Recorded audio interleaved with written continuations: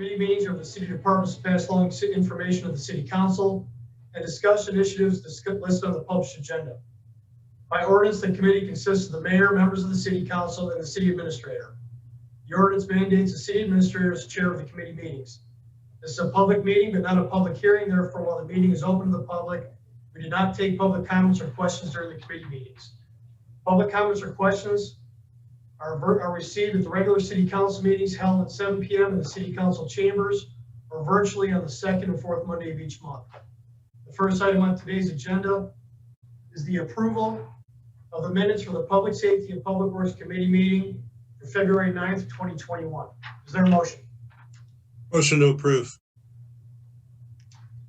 Motion approved by Councilmember Judy. Is there a second?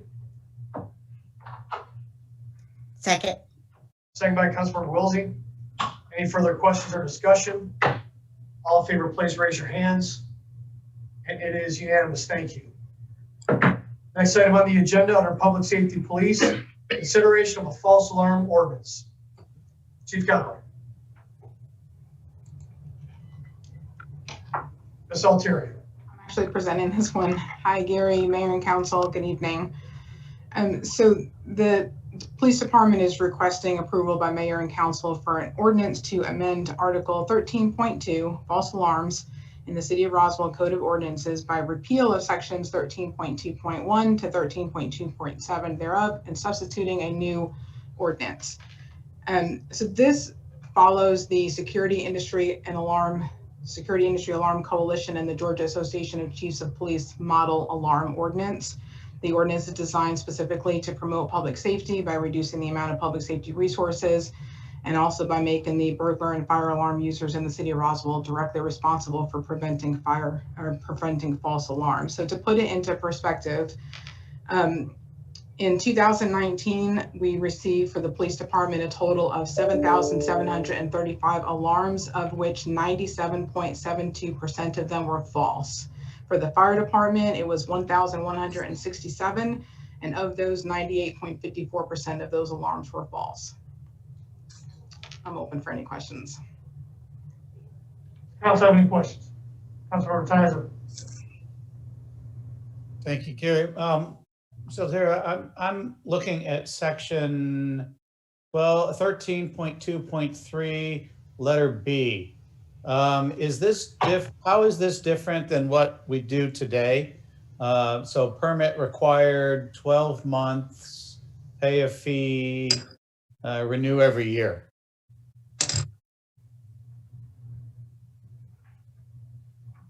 We are looking to hold the citizens accountable for actually making sure that they register their alarms. We don't have a system of accountability right now to do that and to be able to track the false alarms and hold them accountable with a fee schedule, which will be agenda item 3. I guess what I'm struggling, the whole concept is great. I'm all for it. I'm just struggling with the administrative part and the part of having people have to call, do whatever they have to do to get a permit once a year. I mean, I just assume if I've got to do this, I just assume do it, for 3 years or 5 years or something like that. And I'm just not sure how administratively y'all would be able to handle, all the people in Roswell with their home, their alarms, bringing things in like this. Well, that's what these agenda items were all together because we are hoping to get approval for a false alarm management system, which actually makes it a lot more easier for us to manage the amount of alarm users in the city. With the yearly registration, it holds them more accountable. It requires them to take the program more seriously. Notices and invoices are delivered more accurately and timely and after any violation occurs. It's a national standard to ask for a yearly renewal. Thank you. And do we know what that fee is? We do have the resolution of fees as agenda item number 3. Yeah. So the fee for registration would be $25.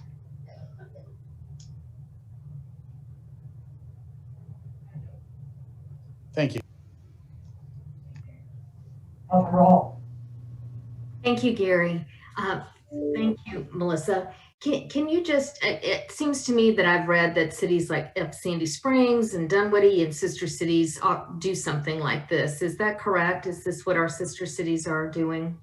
That is correct. And I do have a couple of stats on our sister cities as well, as far as I pulled stats on City of Johns Creek, City of Milton, meaning what they charge for false alarm penalties. So it is definitely pretty common in our area. Thank you. Councilmember Judy, do you have a question? Yeah, so thanks, Melissa. Is this something that is done by the alarm system? So say I'm with Ackerman, for lack of a better example. When we sign up with them, will this become a part of the fee with them and they register with the city, or is it going to be on each individual to register their alarm with the city? It will be on each individual to register the alarm with the city.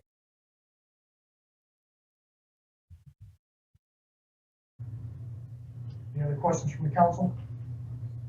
Councilmember Woolsey? Yes, thank you, Gary. And just a continuation of that question. Are most homeowners associated with a service? Or, like what is the percentage versus those who just independently have an alarm system? And can you tell like where the greatest number of false alarms are coming from? So the management system that we're hoping to implement will be able to provide us with a lot of reporting to track where those alarms are coming from. If we have a cluster of false alarms coming from a particular area, yes. As far as your first question, those who have independent alarms, I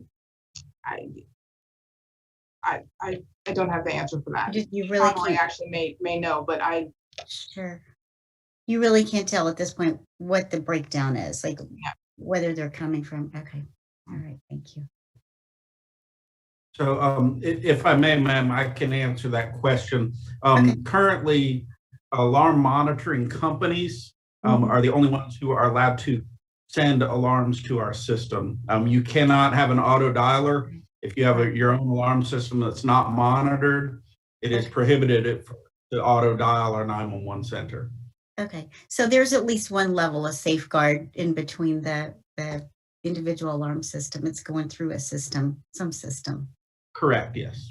All right, great, thanks. Thanks, Chief. Any other questions? What is the pleasure of the council? Motion to approve. Motion approved by Councilmember Judy. Is there a second? Second by Councilmember Palermo. Any further questions or discussion? All in favor, please raise your hands. It is unanimous. Thank you. Thanks, Melissa. Item number 3, consideration of the contract agreement with Central Square Technologies. So this item, we're asking for a deferment at this time. We have a few last minute issues that we needed to work out with finance. So we're going to defer item number 2, Gary, if that's all right. Okay. Item number 4, consideration of a resolution to establish fees to manage false alarms.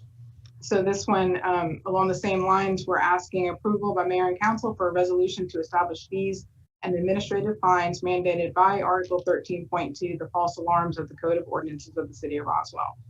The resolution shall be enacted upon approval of Article 13.2. Any questions from council? Councilmember Hall? Thank you, Gary. I was just wondering why the description calls this a second reading. I apologize that I think that was a mistake on my part. I was asking for approval upon the second reading of the ordinance, the false alarm ordinance. Thank you. Any other questions from council? Is there a motion? Motion to approve. Councilmember Judy, motion to approve. Is there a second? Second by Councilmember Hall. Any further questions or discussion? All in favor, please raise your hands. And it is unanimous. Thank you. Thank Item you. number 5, consideration for implementation of a load-bearing vest system. Captain Rep. Hey, good evening, Mayor and Council. Give me just a second. I'm going to get my screen shared here.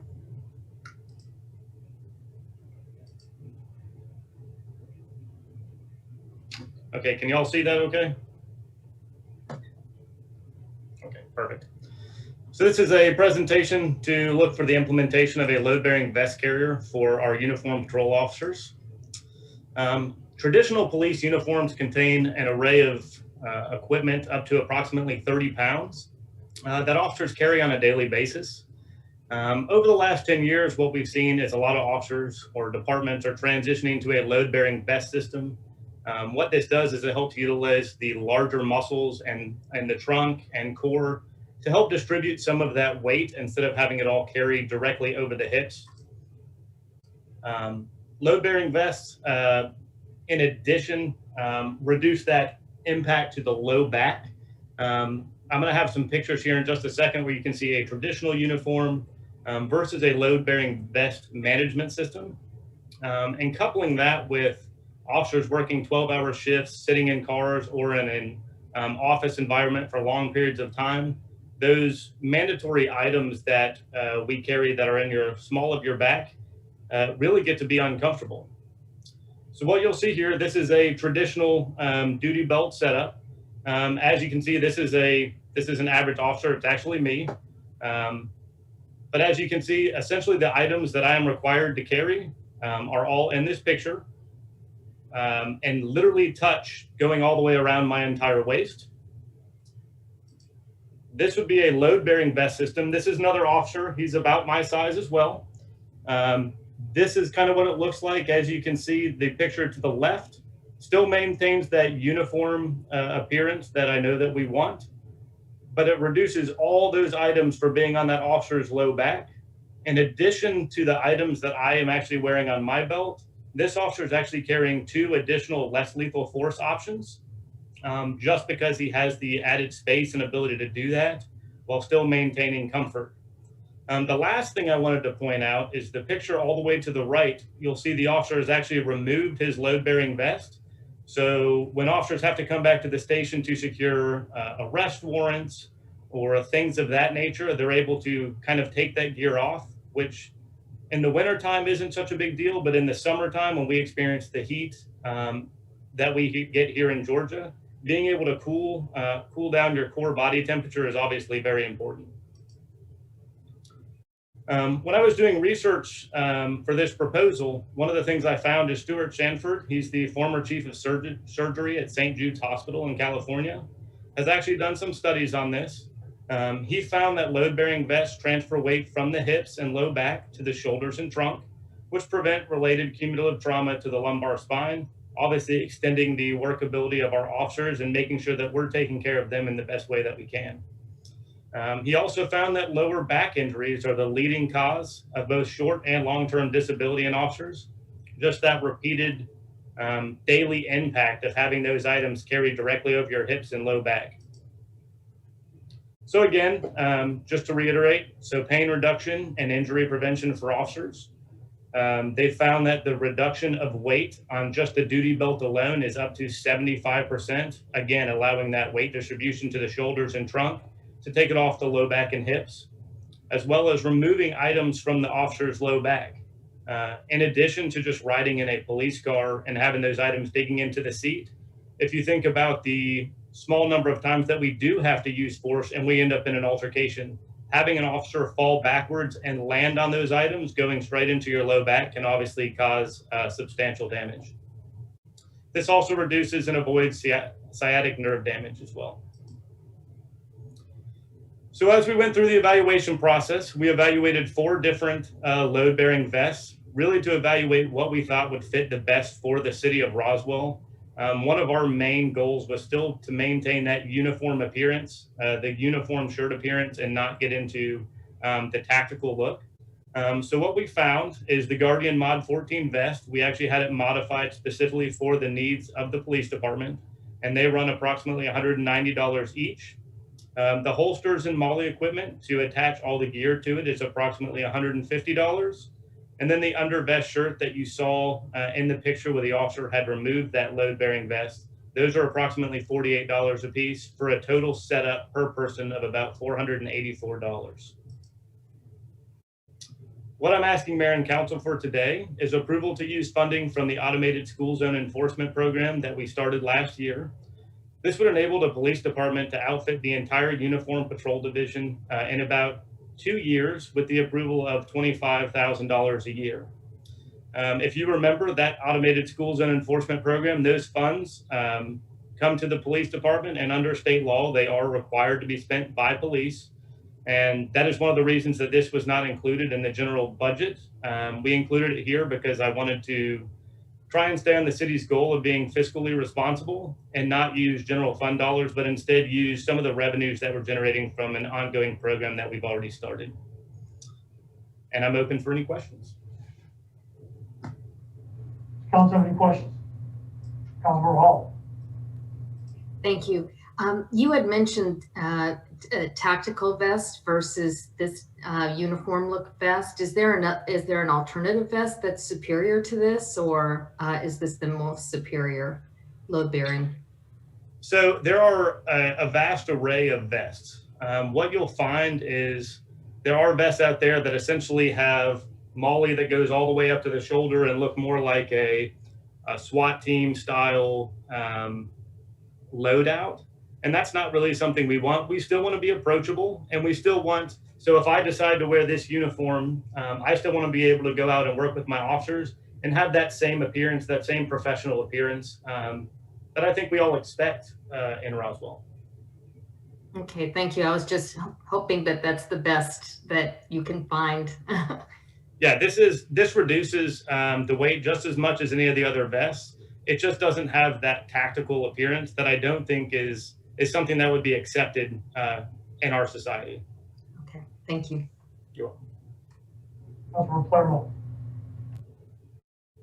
Thank you, Captain Ratliff. Great presentation. So I'm certainly supportive of the vests and for the many different reasons of health, et cetera, for our officers. My question is actually on the funding side of it. So as I remember when we rolled that program out, those cameras and therefore enforcement, I believe, is only occurring during school hours, maybe give or take an hour on both sides of it.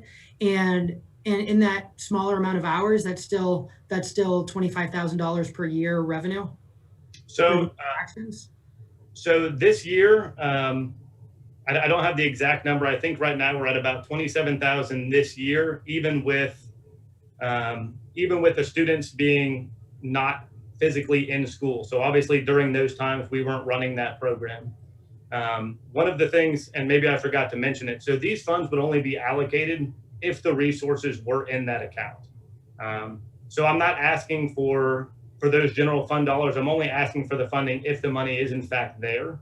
But to answer your question is yes, when the students are in school full time, based on what I'm seeing, the money would be there to support this program. Okay, and thank you for clarifying. I will state that certainly my goal is that just there's no one speeding through there during school hours, and I do not have the goal of generating revenue through things like this. But at the same time, we live in a world where there are people speeding through the school zones during school. So I just thank you for that update and that clarification. Thank you. Councilmember Zapata. Thank you. So thank you for the presentation and initiative. I think that every time that we make more safe and more comfortable is more than worth it to make an investment here. So my question is two kind of, you already mentioned that you tested the different options and that is the one that works the best for our police force. So that's great. So if this work, then my second question would be, what would be, if you're going to split in 2 years the investment, how would be your criteria to assign the load-bearing vest system per officer?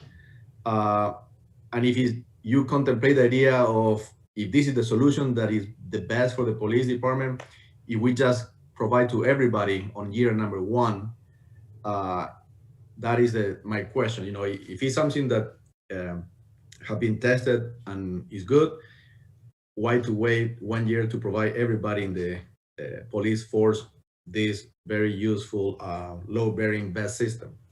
Sure. So first, our first initial rollout would be mainly to uniform patrol officers. So obviously we have detectives and other people that work in an office environment and don't wear a uniform every day. So they would be the last ones to get issued this equipment for obvious reasons. The reason for the roll-in of essentially doing 50% and then 50% the second year is this would be an ongoing project. So as the vests get worn, you know, they are a fabric material and they do break down. So if I put 100% in, let's say you guys approve this and we do it in July, in approximately a year and a half, 2 years, all of those vests will be coming to end of service life and need replaced all at once. And I think that's a much harder pill to swallow, to essentially be doing $50,000 all at one time versus having kind of a rolling implementation process. So as those older vests start to wear out, we're able to replace those kind of in a systematic manner to keep everybody in that load-bearing vest, to keep them as comfortable as possible. To answer your question about rolling it out, so we have several officers that already have back pain or sciatic nerve issues. Obviously, they would be candidates for that. And then we would go to from a seniority basis. So those officers who have been here the longest and carrying that load on their hips are most likely to already be suffering from those long-term effects of that belt. We would start there and then kind of work our way down to the younger officers. Great, thank you. Any other questions from the council? Is there a motion? Motion to approve. Motion approved by Councilmember Judy. Is there a second? Second by Councilmember Wilsey. Any further questions or discussion? All in favor, please raise your hands. It is unanimous. Councilman Palermo, are you unanimous? Unanimous. Thank you. Item number 6, consideration of law enforcement command college program. Pat Ratliff. All right.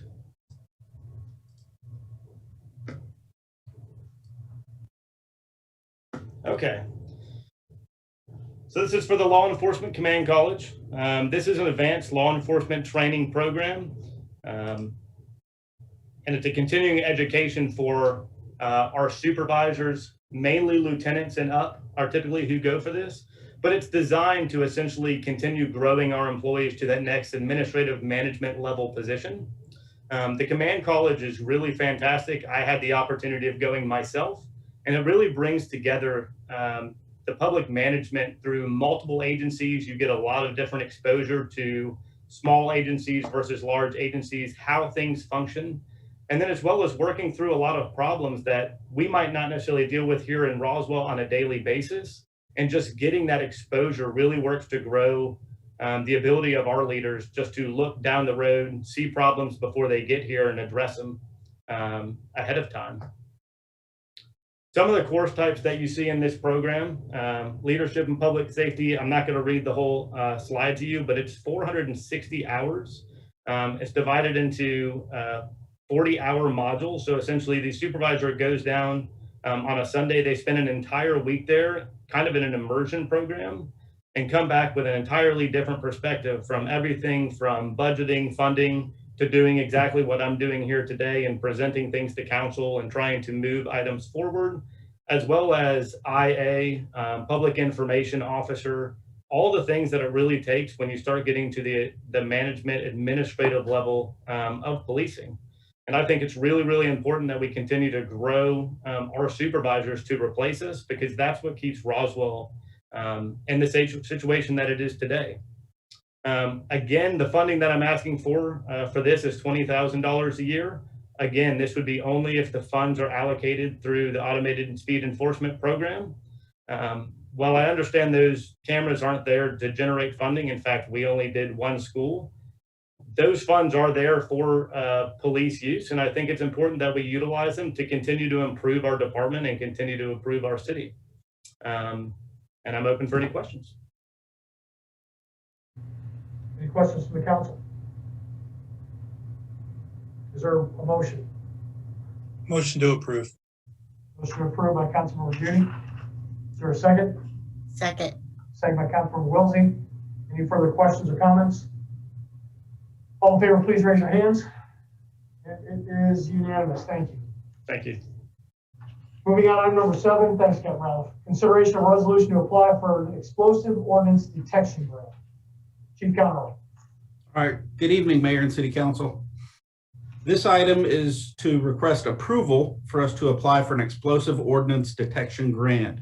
This is from the State Homeland Security Program, a grant from the Georgia Emergency Management and Homeland Security Agency.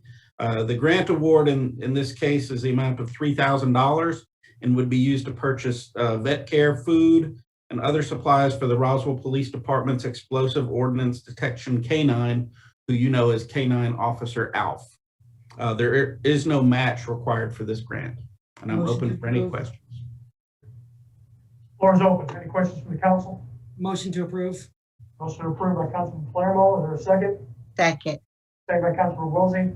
Any further questions or discussion? All in favor, please raise your hands. And it is unanimous. Thank you. Thanks, Chief. Thank you. Moving on to moving on to Public Works, item number 8, consideration of mayor and council to approve a contract with M&H for deployment of M&H eye hydrant technology for pressure and temperature monitoring and leak detection. Ms. Izzo and Mr. Boyd. Actually, I'm going to present this one. Can you hear me okay? Go ahead, Dan.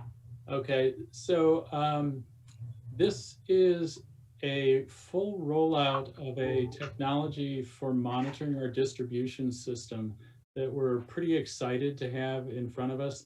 Chris in particular is really excited. I haven't seen him this excited since we implemented automated metering over a decade ago. And honestly, so are we.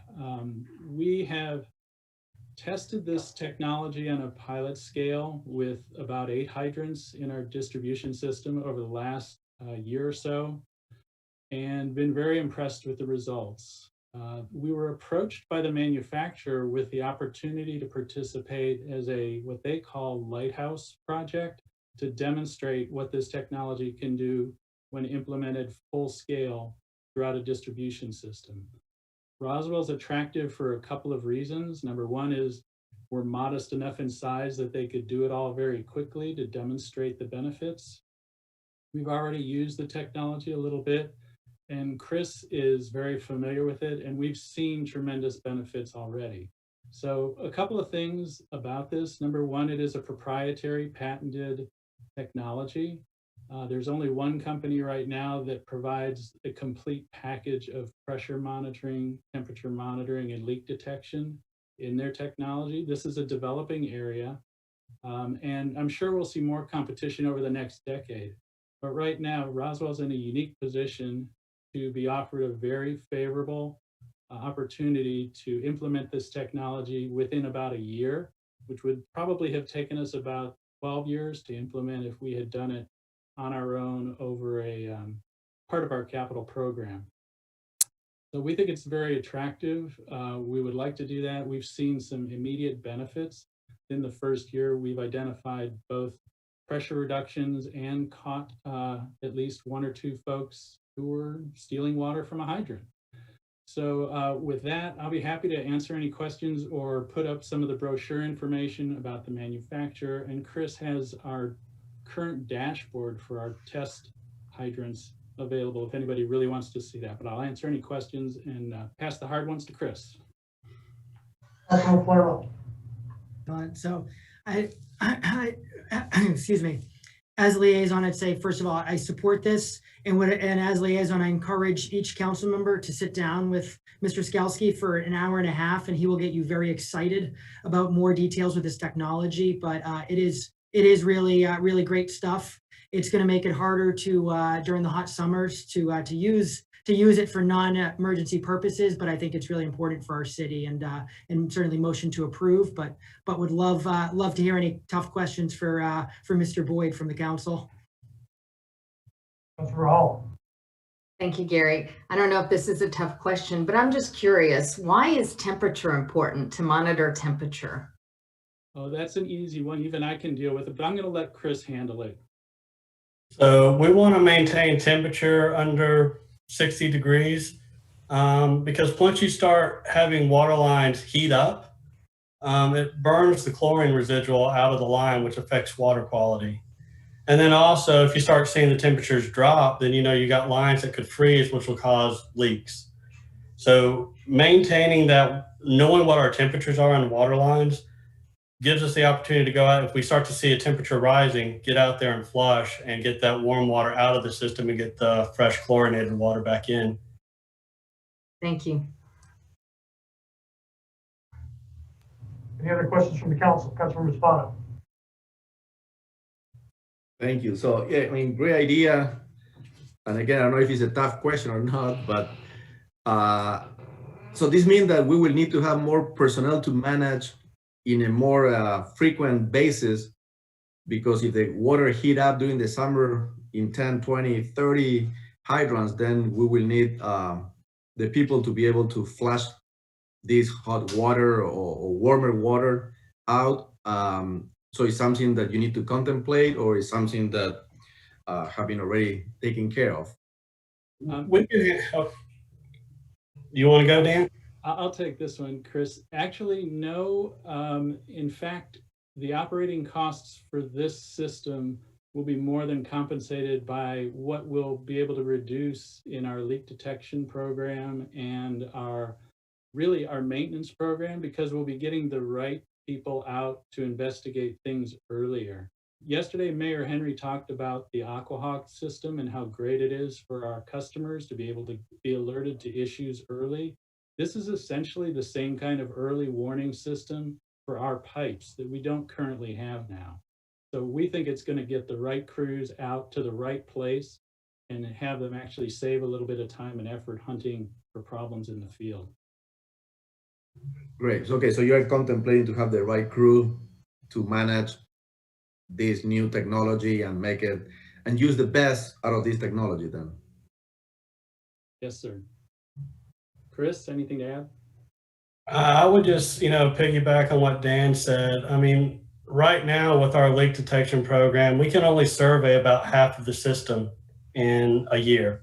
And even then, it's a lift and shift. So we're looking at certain lines at a period of time. And as we start lifting and going on to explore, investigate more of the system, we could have a leak on a line that we had just surveyed a month before.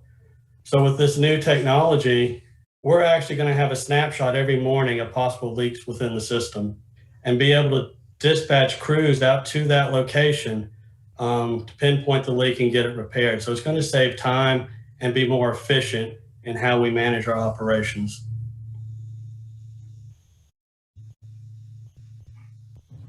Any additional questions from the council? Is there a motion? Councilmember Palermo. Yeah, motion to approve. Second.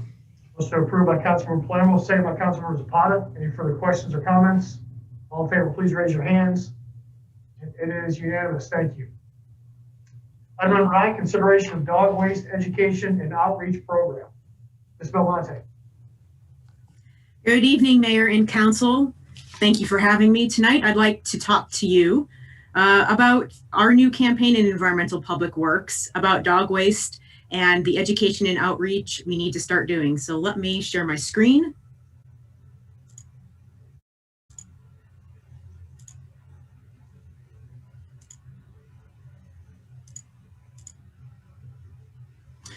So as the department that manages the water and stormwater systems for the city, it's our role also to educate the public about the challenges of maintaining good water quality and how all of us can be good stewards to our watershed.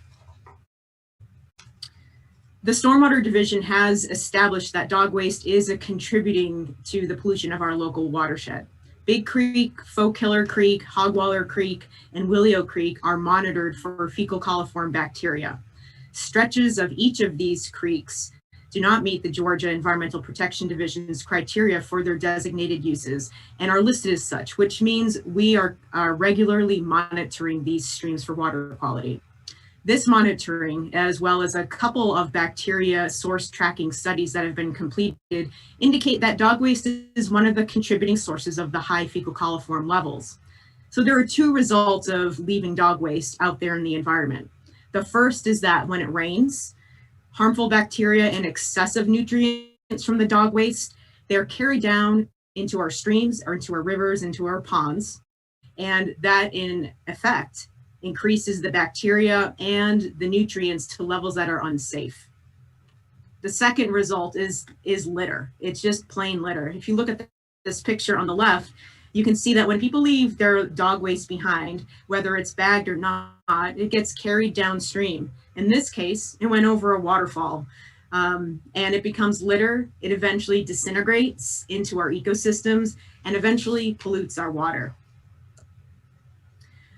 So the reason we're talking specifically about dog waste pollution is because it has a simple solution that everyone in the community can contribute to. There is no highly engineered solution here, no green infrastructure that could adequately solve this problem. It's you, it's me, it's our fellow citizens that need to create a habit of picking up our dog poo, our dog's poo in a timely manner, bagging it and putting it in the trash. Unlike what many people think, dog poop is actually not a safe fertilizer. And I've actually heard people say that's why they don't rush out to pick up their dog's poo in their yard. The excessive nutrients, bacteria, viruses, and parasites can actually harm the grass, harm the other plants and the soil.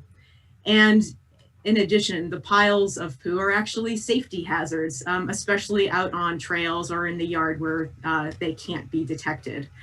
So the great news, though, is that here in Roswell, we're already doing a great job in our public spaces with picking up our dog waste, because we have dog walkers that are responsible in using our waste stations that have been strategically placed in the parks, at the dog parks, and along our trails. But where we really need to do a better job is at home and other places where it might be tempting for us to leave behind our dog's waste or come back for it later. So this year, we're kicking off our new dog waste education and outreach campaign. It's called Rule Number 1 is Pickup Number 2, and later this month, we'll be kicking things off. Our key message is, well, we want everyone to do their duty and pick up dog waste every time, even at home. Our key outcomes we're hoping to receive over time is changes in human behavior, changes to our habit of leaving dog waste out there. But also a key outcome will be improving our water quality. And so I do want to let you know that we already talk about dog waste as a part of our watershed education. It's a part of the Clean Water campaigns. They have a variety of topics that I teach about, but we are placing an emphasis on this because we see that we can improve our water quality if we do some more outreach. So we hope to retain some of these campaign elements that we use in 2021 and add as permanent additions to our watershed education. So we have 3 objectives for 2021.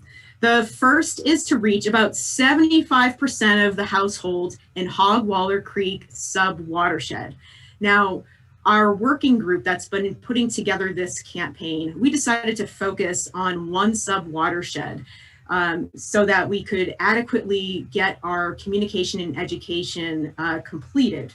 We picked Hogwaller because it had a variety of social and demographic opportunities, which includes a cluster of schools, several organized neighborhood groups, and 2 very active parks, one including Roswell Area Park.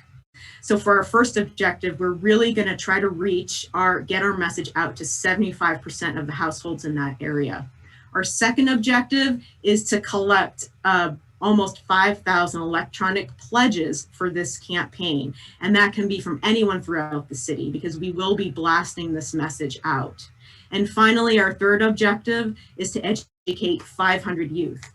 Now, even though we'll be tracking these people objectives, but we're also already doing a separate monitoring of the bacterial levels. So back in September of 2020, we started collecting water samples for a pre-campaign measurement. So we're taking water samples from September right up until now. So that pre-campaign sampling is coming to an end.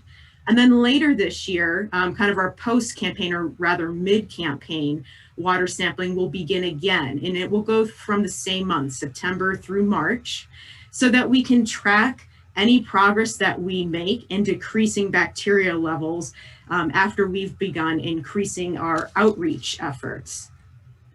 So our strategies are several. As I mentioned, we're going to have an electronic pledge that we're going to be encouraging the community to take and enticing them with fun giveaways like waste bag holders, picture frame magnets, and Frisbees. Actually have the dog waste bag to show you. So you see, has our little logo on it, and it has the dog waste bag. So this will be one of the giveaways. We'll also be conducting a summertime dog photo contest, and the winners of those contests will be using those photos and campaign infographics for the fall. Additionally, I'll be conducting a number of outreach and educational programs targeting this year in the Hogwaller Creek subwatershed area. So the schools within that area will receive programming that's aligned with the science standards. Summer camps is particularly at Roswell Area Park, but I usually get invited over to East Roswell Park as well.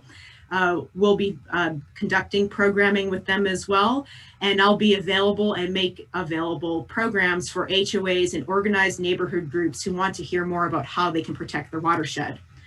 We'll also be working with our partners such as Keep Roswell Beautiful, the Chattahoochee National Parks Conservancy, who's already doing a pet waste campaign, in addition to local pet stores, vets, groomers, and some dog-friendly businesses.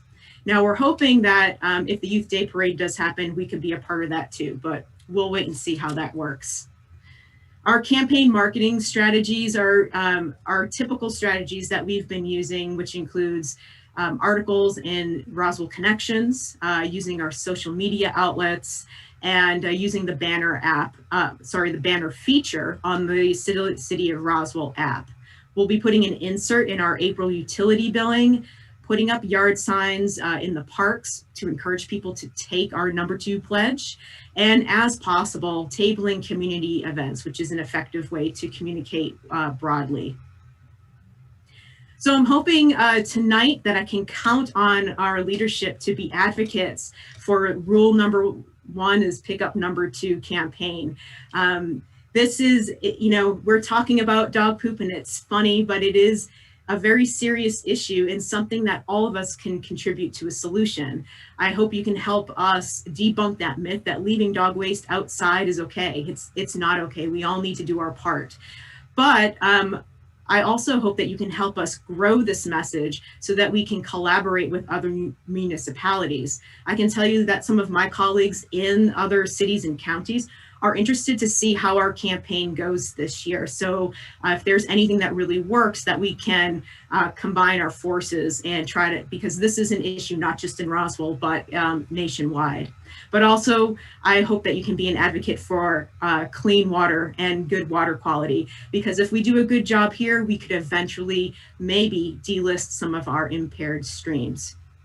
That's the end of my presentation. I'd be happy to take any questions or feedback. Thanks, Nick. Any questions from the council? Councilmember Wilsey.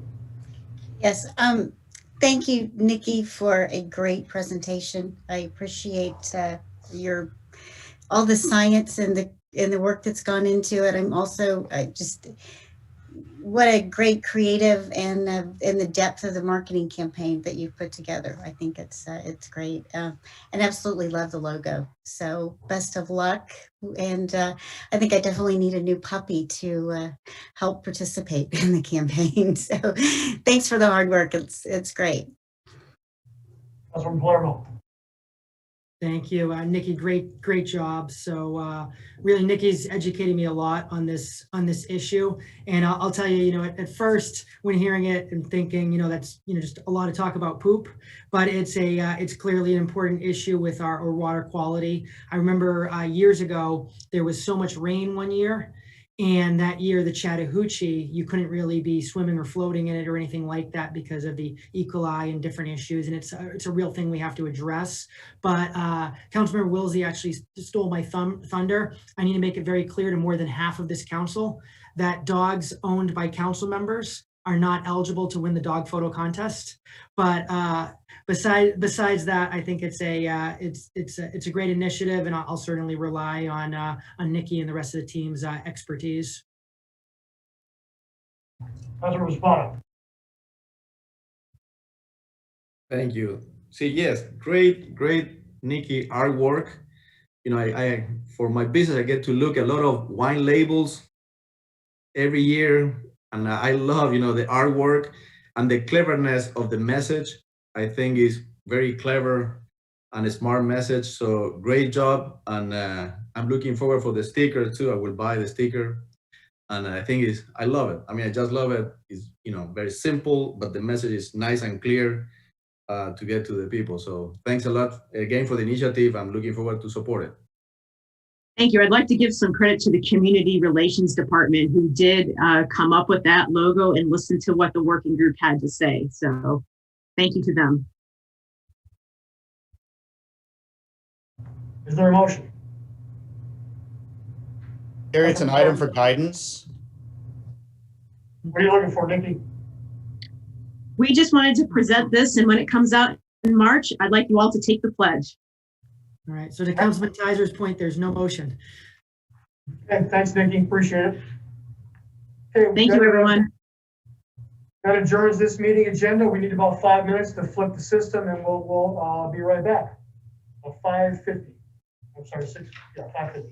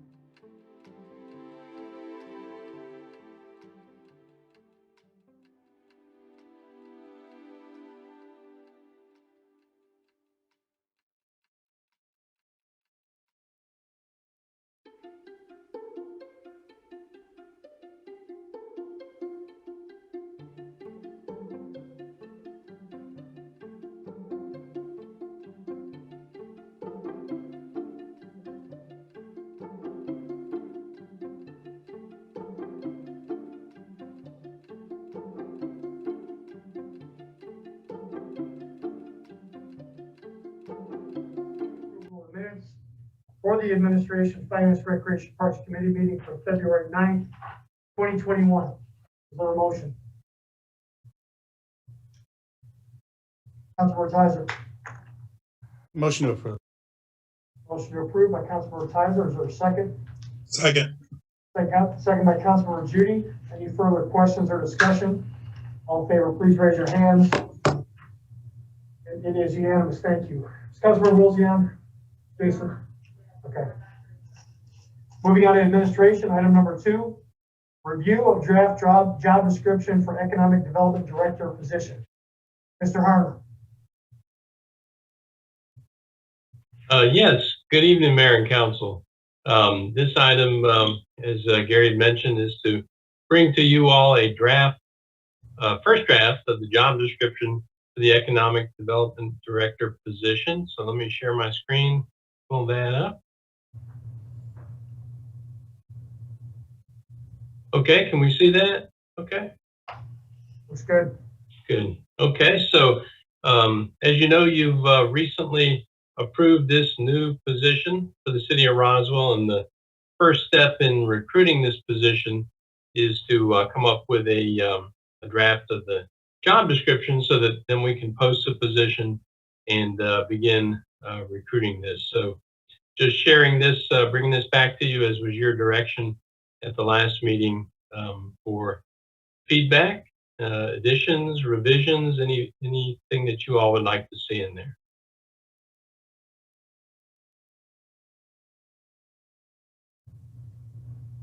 Thanks, Jim. Councilmember Hall. Thank you, Gary. I just had a question as far as working with the partner agencies. Would those agencies be directed to report to this person? I think if we're talking about our partner organizations, anything outside of the city, I would expect this position to oversee the agreements we have with those partner orgs, but I don't know if we can require the partner orgs to actually, unless we run it into the MOU, to actually report as far as the chain of command to this position.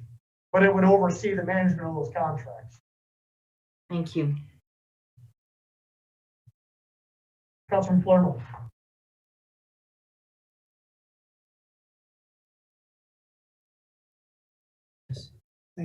Thank you. So I mean, big picture, as I read through it, I think it looks good. I guess what I'm wondering is, I don't know if it needs to be clear in the job description or if that's something different, or I guess I should say too, I don't know how binding the job description is. So it mentions leads the implementation of all economic development objectives in the adopted city strategic plan. And my concern there is definitely the current draft of the strategic plan doesn't get very specific in the economic development objectives. And what I think is really important on why there was such a push, I think, for this role is that there needs to really be the vision and the direction provided by council. And let me just, I like to use extreme examples. So I'm going to use an extreme example. Because it's not clear and it doesn't say what those objectives clearly are in the city strategic plan. If they bring in 50 pawn shops, is that going to be a great success that they're going to kind of say subjectively ties to the economic development objectives? And what I think is really important and what we discussed in all the prior public meetings is the fact that it's an opportunity to have economic development that is really under the purview and accountable to city council, which ultimately are accountable to the residents. And that gives us the opportunity to highlight certain areas as well as potentially highlight certain industries. And I guess just that's my concern that's not in here. Because for example, I do like the later sentence in that same paragraph, provides policy recommendations to the city council. Love the sentence. What I think is important is the policy recommendations are basically the recommendations are how to accomplish city council's goals. And one of the things I've talked about during our strategic plan meetings is the fact that we can't be everything to everyone. We can't just have this wide net and just hope or assume that anything brought in is a complete win. As I've mentioned, I think if you look at Milton and Alpharetta, you see a lot of real success. And I think a big part of why there's a lot of real success is because there's a very clear, direct focus. There's things that are on their radar, the types of things they're going after, et cetera, that follow the will of the council and therefore follow the will of the residents. And I just wouldn't want someone reading this job description to feel that they're going to create what they're they're going to get to interpret this anything broad or vague in the city strategic plan, and they're going to make up their their goals. I want to make sure it's very clear that mayor and council is really at certain times potentially voting on a direction or a focus to make sure we're doing the will of the people. Does that make sense, Mr. Harner or mayor and council or anyone else? Yeah. Do you have recommended edits? Basically, my recommendation is something to show that it's,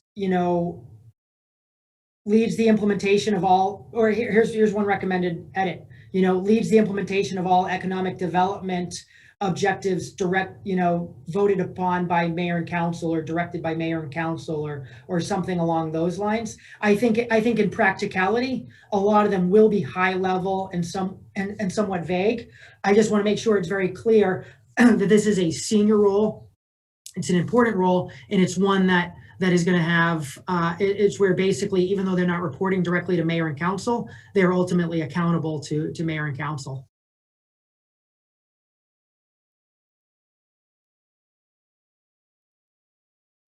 Right, no, Councilor Hall. Thank you, Gary. Just to dovetail on that, as it reads that this person is going to be the chief economic development strategist.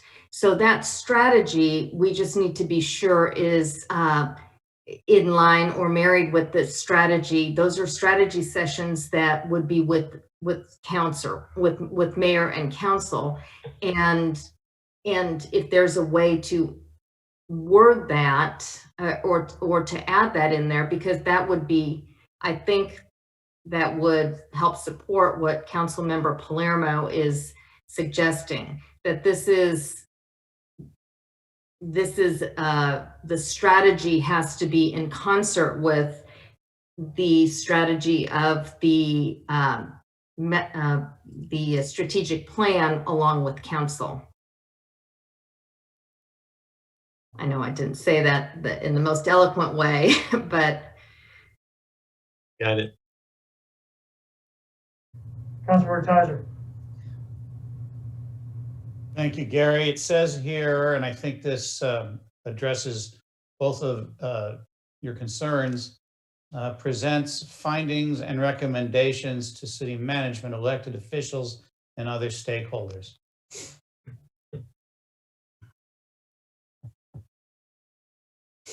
I don't know, but I mean, Jim and I worked on this for quite a while. We pulled quite a few different job descriptions from different top tier cities, some cities our size, some cities bigger. We tailored some of the language to meet, what we feel are Roswell's needs.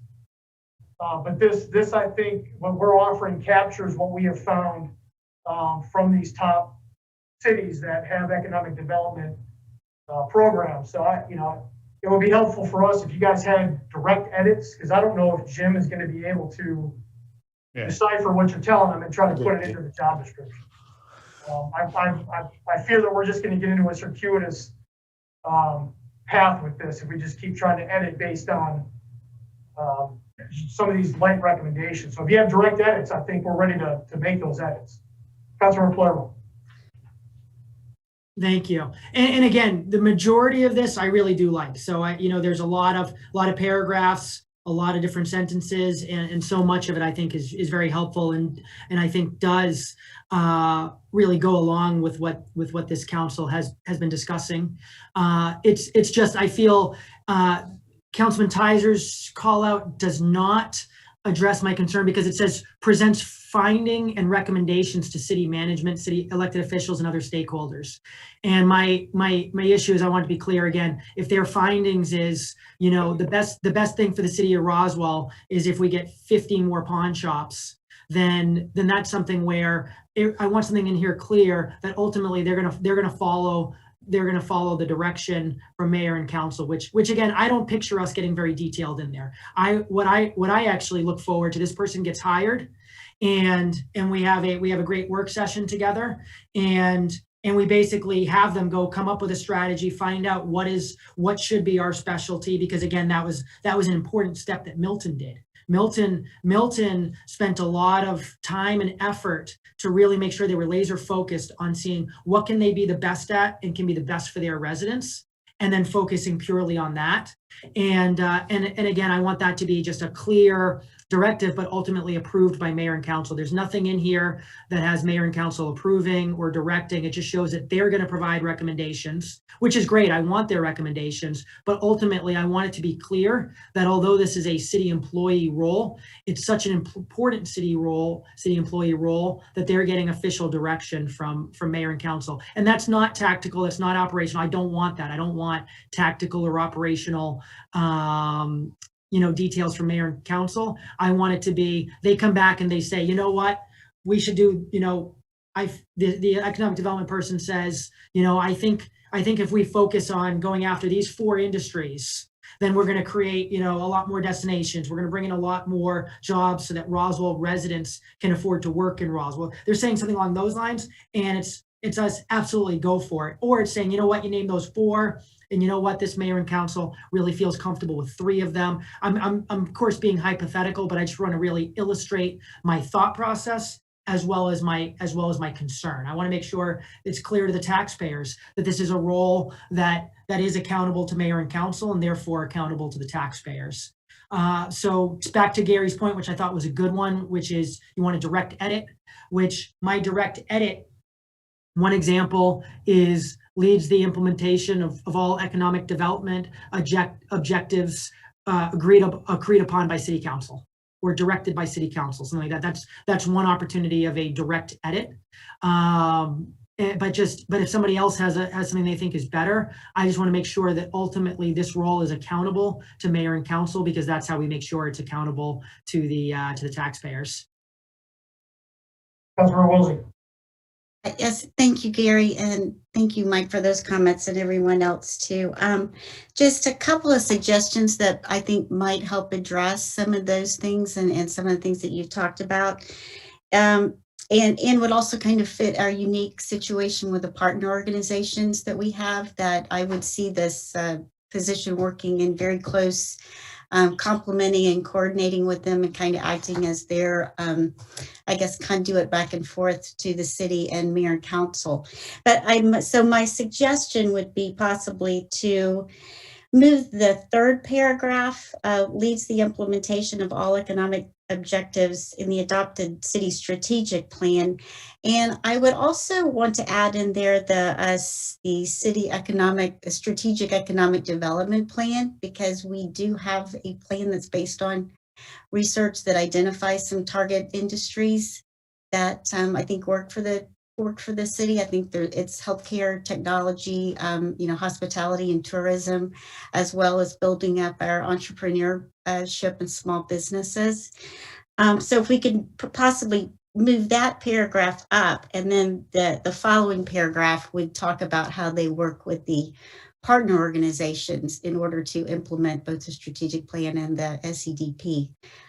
That we might have that would be in place at any point in time. And of course, those are all adopted by mayor and council. And also, as far as the partner agencies, I'd also consider adding the Roswell Arts Fund to that, to the extent that they do have some economic development opportunities and impact as well. So just some more things to think about there. And I guess for a matter of process, if the council objects to this language addition, how do you guys want to do this? You want to vote on it? Do you want to just, I guess, have tacit approval of it? If you don't like the language being offered, I guess maybe speak up and offer some edits. However you guys want to do it is fine with Jim and I. Councilor Tizer. Thank you, Gary. My suggestion would be that whichever council members may have an edit, give it to Gary or Jim in hard copy if possible, or soft copy if that's the only way you've got to give it to them.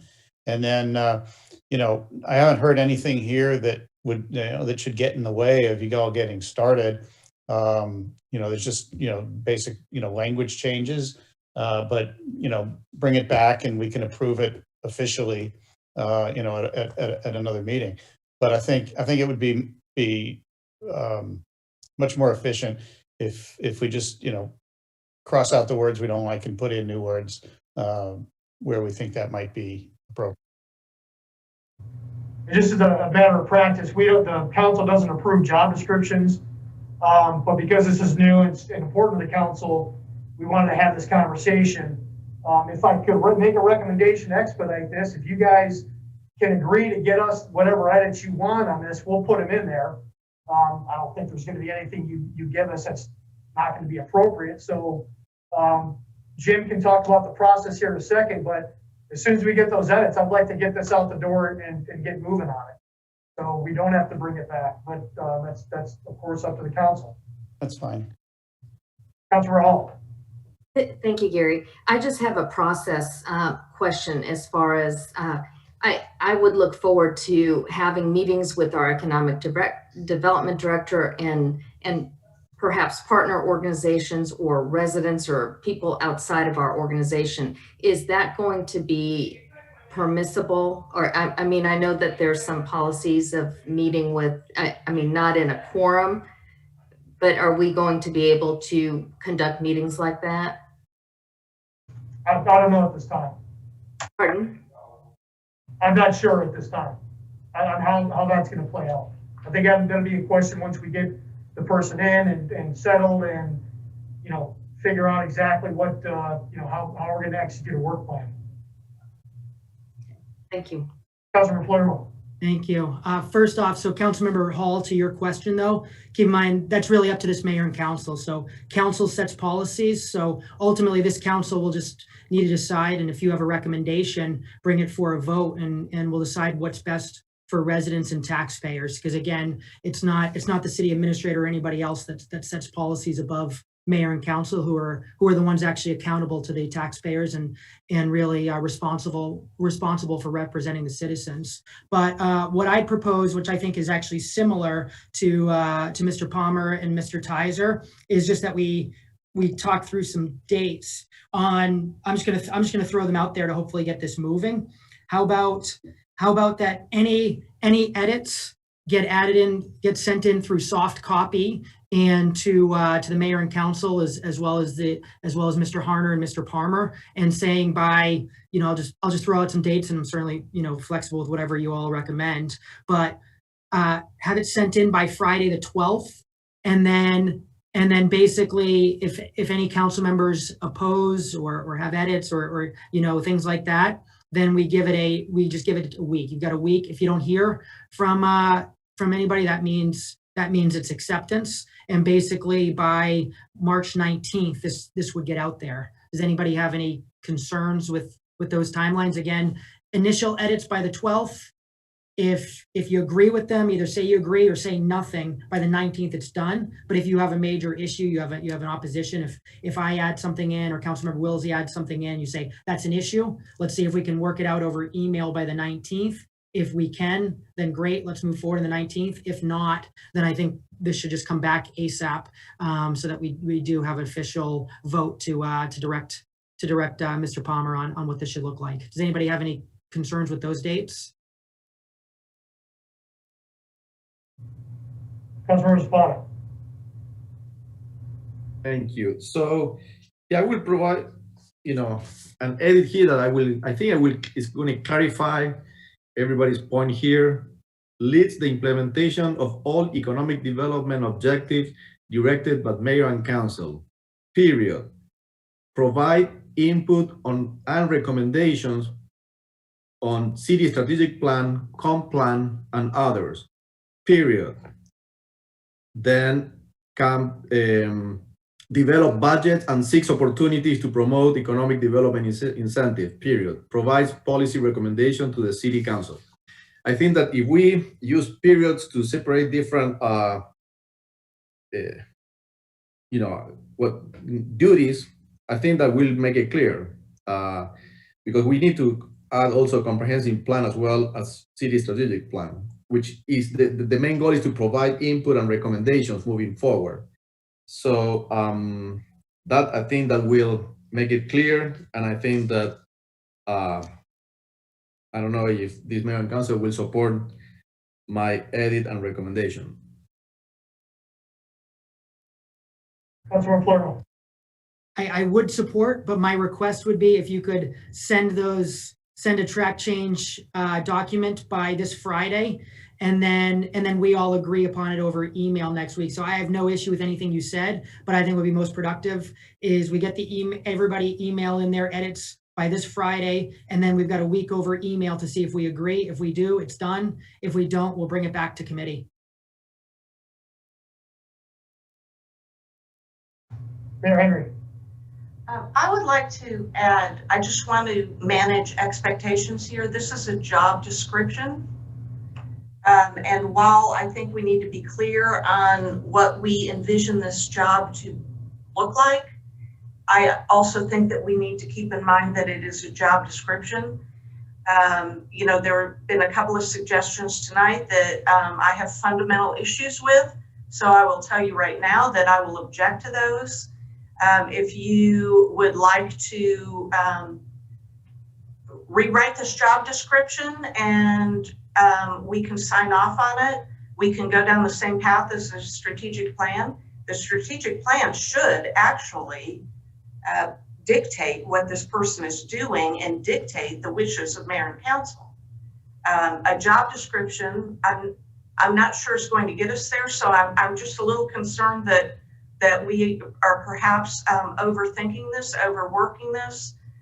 But what I would like to do is get this person hired. And, you know, no matter what anybody says, the elected officials are at the top of the food chain. That's a given. So, you know, those are things that we do. Policy is what we set. So any person that is hired on as an economic development director, number one, I would think needs to look at the strategic plan. Number two, they need to look at policies we have actually, as a council, have adopted. Not policies that have been presented to us, not plans that have been presented to us, but policies we've actually adopted. And those should also be reflected in the strategic plan. So, you know, we can take all the time we want to rewrite this, you know, and that's fine. It's council's pleasure. But I would like to say that I am looking forward to hiring this person and not getting into the weeds on whether or not you or I control what this job description is. Councilor Palermo. Thank you. So Mayor Henry, so much of what you just said, I completely agree with from a philosophy standpoint and what should be a reality standpoint. So I think everything you said is totally legitimate and accurate. The problem is I feel that's not the situation. That's not completely clear here in City Hall. And a perfect example was Councilmember Hall's question and then the response that she got. She asked, you know, will this role meet, you know, with residents, the community, elected officials? And Mr. Palmer's response was something along the lines, I forget the exact words, it was something along the lines of, I don't know yet. And the correct response would be, to your point, Mayor Henry, the correct response would have been, that's up to Mayor and that's up to you all. How do you feel this role should be? This is a strategic role that the taxpayers, the residents have been waiting for. We need to make sure to do it right.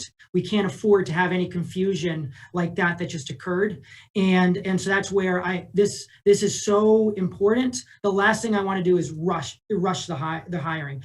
Believe me, nobody wants this role hired more than me. In 2020, I had advocated for this role. It was not supported back then. Many times before then have advocated for this role. I'm so appreciative that Mayor and Council unanimously supported this when we brought it forward in January. But the last thing I want to do is not set it up for success. We need this job to be successful. The Roswell residents need this job to be successful. And let's make sure that we're very clear on what this role is. And again, as I proposed, I'm only recommending a delay of 10 days, 3 days for edits, and 7 days from there to see if we're in agreement. And if we are, it's out. If not, I think we should all come prepared to the next committee, really prepared to, as long as it takes, finalize it and make sure we're setting up this crucial role for success. Mayor Henry. Councilmember Palermo, I don't want to get into a match with you. However, I will say that I have been supportive of this position from day one. There has never been a day that I've been an elected official or a citizen in the city of Roswell that did not support this decision.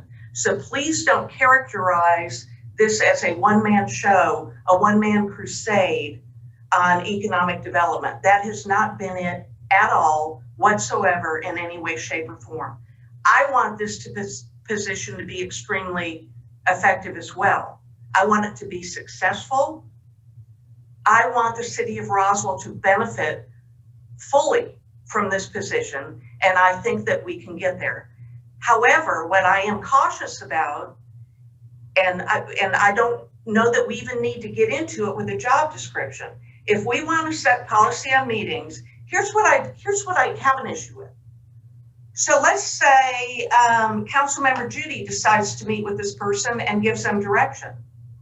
And then let's say Councilmember Hall follows him and gives this person another direction. And then Councilmember Wilsey follows up with that and gives another direction. And then maybe Councilmember Tizer and Councilmember Zapata join up and give this person another direction. That is my concern. So when we're talking about meeting policies, I want to make sure that our employees get policy direction from the entire mayor and council by virtue of a vote. Period. I'm just trying to keep that clear. Councilor Palermo. Thank you, Mayor Henry. And to be very clear, if any council member was to meet with this staff member and give direction, that would be a violation and an overreach. None of us can give direction. What Councilmember Hall, I heard her ask, was just meeting with.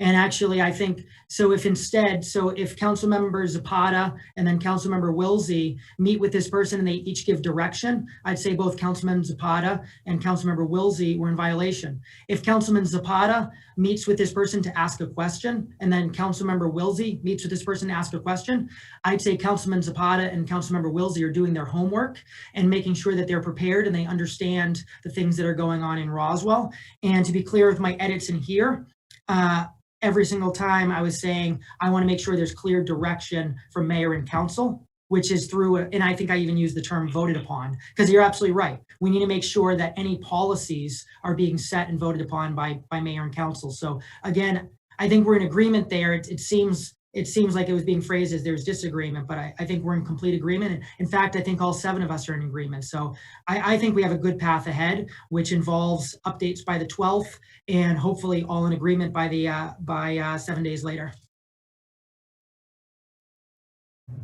Any other questions by the council? Jamie, you want to talk about process? Yes, thanks, Gary. So once we do get the draft job description, and of course, by the way, the job description can be revised down the line too. We just want to get the document as close as possible to start off with. Then we would post the position. Did want to get guidance from mayor and council on one other issue and your wishes regarding whether we should use a recruiting firm for this position. Of course, we can do it completely in-house and post to job boards, or we can utilize, as we have on occasion in the past, for lack of a better term, a headhunter recruiting firm. So any guidance on that? Councilor Palermo. Thank you, Mr. Palmer. So clearly I'm passionate in making sure the description is set up right and setting us up for success. I'm not passionate on which direction we go. What I'll bring up is it is my understanding that we do have in-house talent and the ability to run this in-house, in which case I like the idea to do that and save a little bit money. But again, if the majority prefers we use a headhunter, I'll gladly vote with the majority. Mayor Henry. I would like to make 2 suggestions. One is, number 1, that we bring this job description back to committee. Number 2, that the hiring process is left up to Mr. Harner and Mr. Palmer. Councilor Judy. Mayor, I don't know if you're saying the same thing I do. I was going to say, Mr. Harner, if you felt like we could get a better candidate via headhunter at this point in time based upon your expertise of what's out there, I would say all for it. If you feel like we can do it at a house, all for it too. So I agree with if that's what the mayor was saying. That's what I was going to say. Any other questions or comments from the council? Councilman Palermo. So I like the mayor's idea to bring this back to committee. I'm certainly supportive of that. My preference would be if we could still just start the process over the email of providing those edits, because what I'd much prefer is if when we come to that committee, we have an edited document that we're prepared to discuss instead of trying to apply the edits during that meeting. Mayor Henry. What I'd like to suggest is that my office will send out an email requesting any offers of edits or suggestions from you all. We'll compile those, give them to Mr. Harner, Mr. Palmer, as well as distribute them back to you all before the next committee meeting. Any other questions or comments from the council? Jim, you good? Good, thank you. Okay, thank you. Item number 3, consideration of a resolution for Roswell's recertification as a city of ethics. Ms. Price. All right, y'all, it's that time of the year. I don't really have a big presentation other than you guys have the resolution in front of you. This is something that we do every 4 years with GMA, just to recertify ourselves to be a city of ethics. And we've been doing it since 1999. And so we did it last in 2017, and we're just doing it again. We have to have it in by the end of April. Then there's like a review committee at GMA. And then in June, we would be presented with the plaque. They have like a luncheon and all that. But it's just something we do every 4 years. You guys have the 5 principles written down there. And it's really been the same resolution that we've used over the years. And we haven't had a problem in the past. So if there's any questions, let me know. Floor is open. Any questions from the council?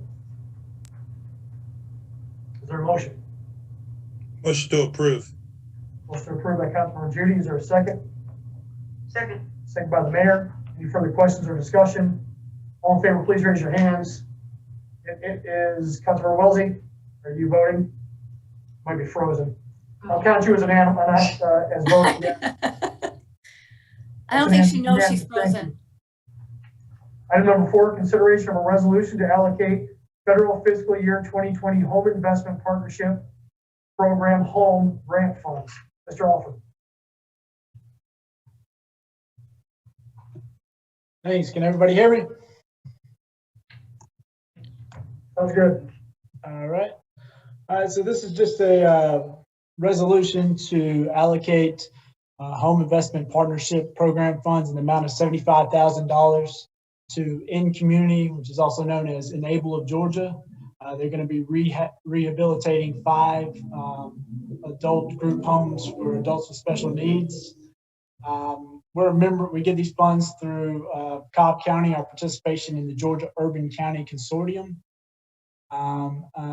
We allocated, or we accepted the award of $101,000, $954.48, and back in July. We sent out applications for that, and basically Enable was the only eligible application that we received for those funds. So along with allocating them the $75,000 and retaining the administration funds of $5,000, $366.02, we'd be releasing the remaining 21 and change back to Cobb County.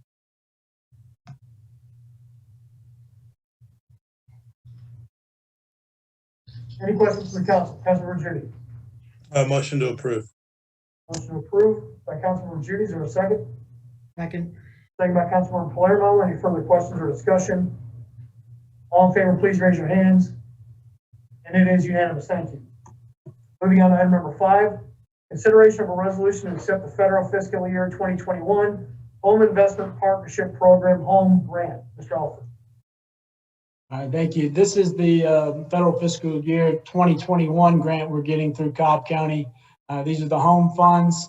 The amount that I've noted in the the resolution and in your agenda item has actually changed. I got notification from Cobb County. HUD released the official award amounts. What we initially cited here was 70% of what Cobb had estimated. And so the official award amount on the resolution will be $91,903.44. So we got an increase there. This is an approval to accept that award. Right now, I've gotten interest from the Housing Authority and some other entities that would be interested in these funds going forward that are looking at redevelopment plans in the future. So there would be some viable applicants for these funds come the fall. Thanks, Charles. Any questions from the council? Is there a motion? Councilmember Hall? Motion to approve. Motion approved by Councilmember Hall. Is there a second? Second by Councilmember Tizer. Any further questions or discussion? All in favor, please raise your hands. And it is unanimous. Thank you. Thanks, Charles. Item, moving on to Recreation and Parks. Item number 6, discussion about visitors accessing Old Mill Park. Mr. Leatherman. Thank you, Mr. Palmer. Thank you, Mayor and Council. You should see hang on just a second. My PowerPoint just pulling up here.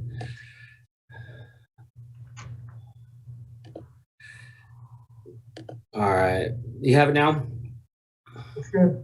Great, thank you. This is a report back from an item from last summer. We have been working with a number of community members around Old Mill Park in the Mill Village area, looking at a variety of park impact issues, namely parking, trash, and other items of community concern from last summer into September. And this is a report back from September when Mayor and Council gave us some direction on researching and doing essentially a SWOT analysis on community parking and parking permit systems around Old Mill Park and the Mill Village.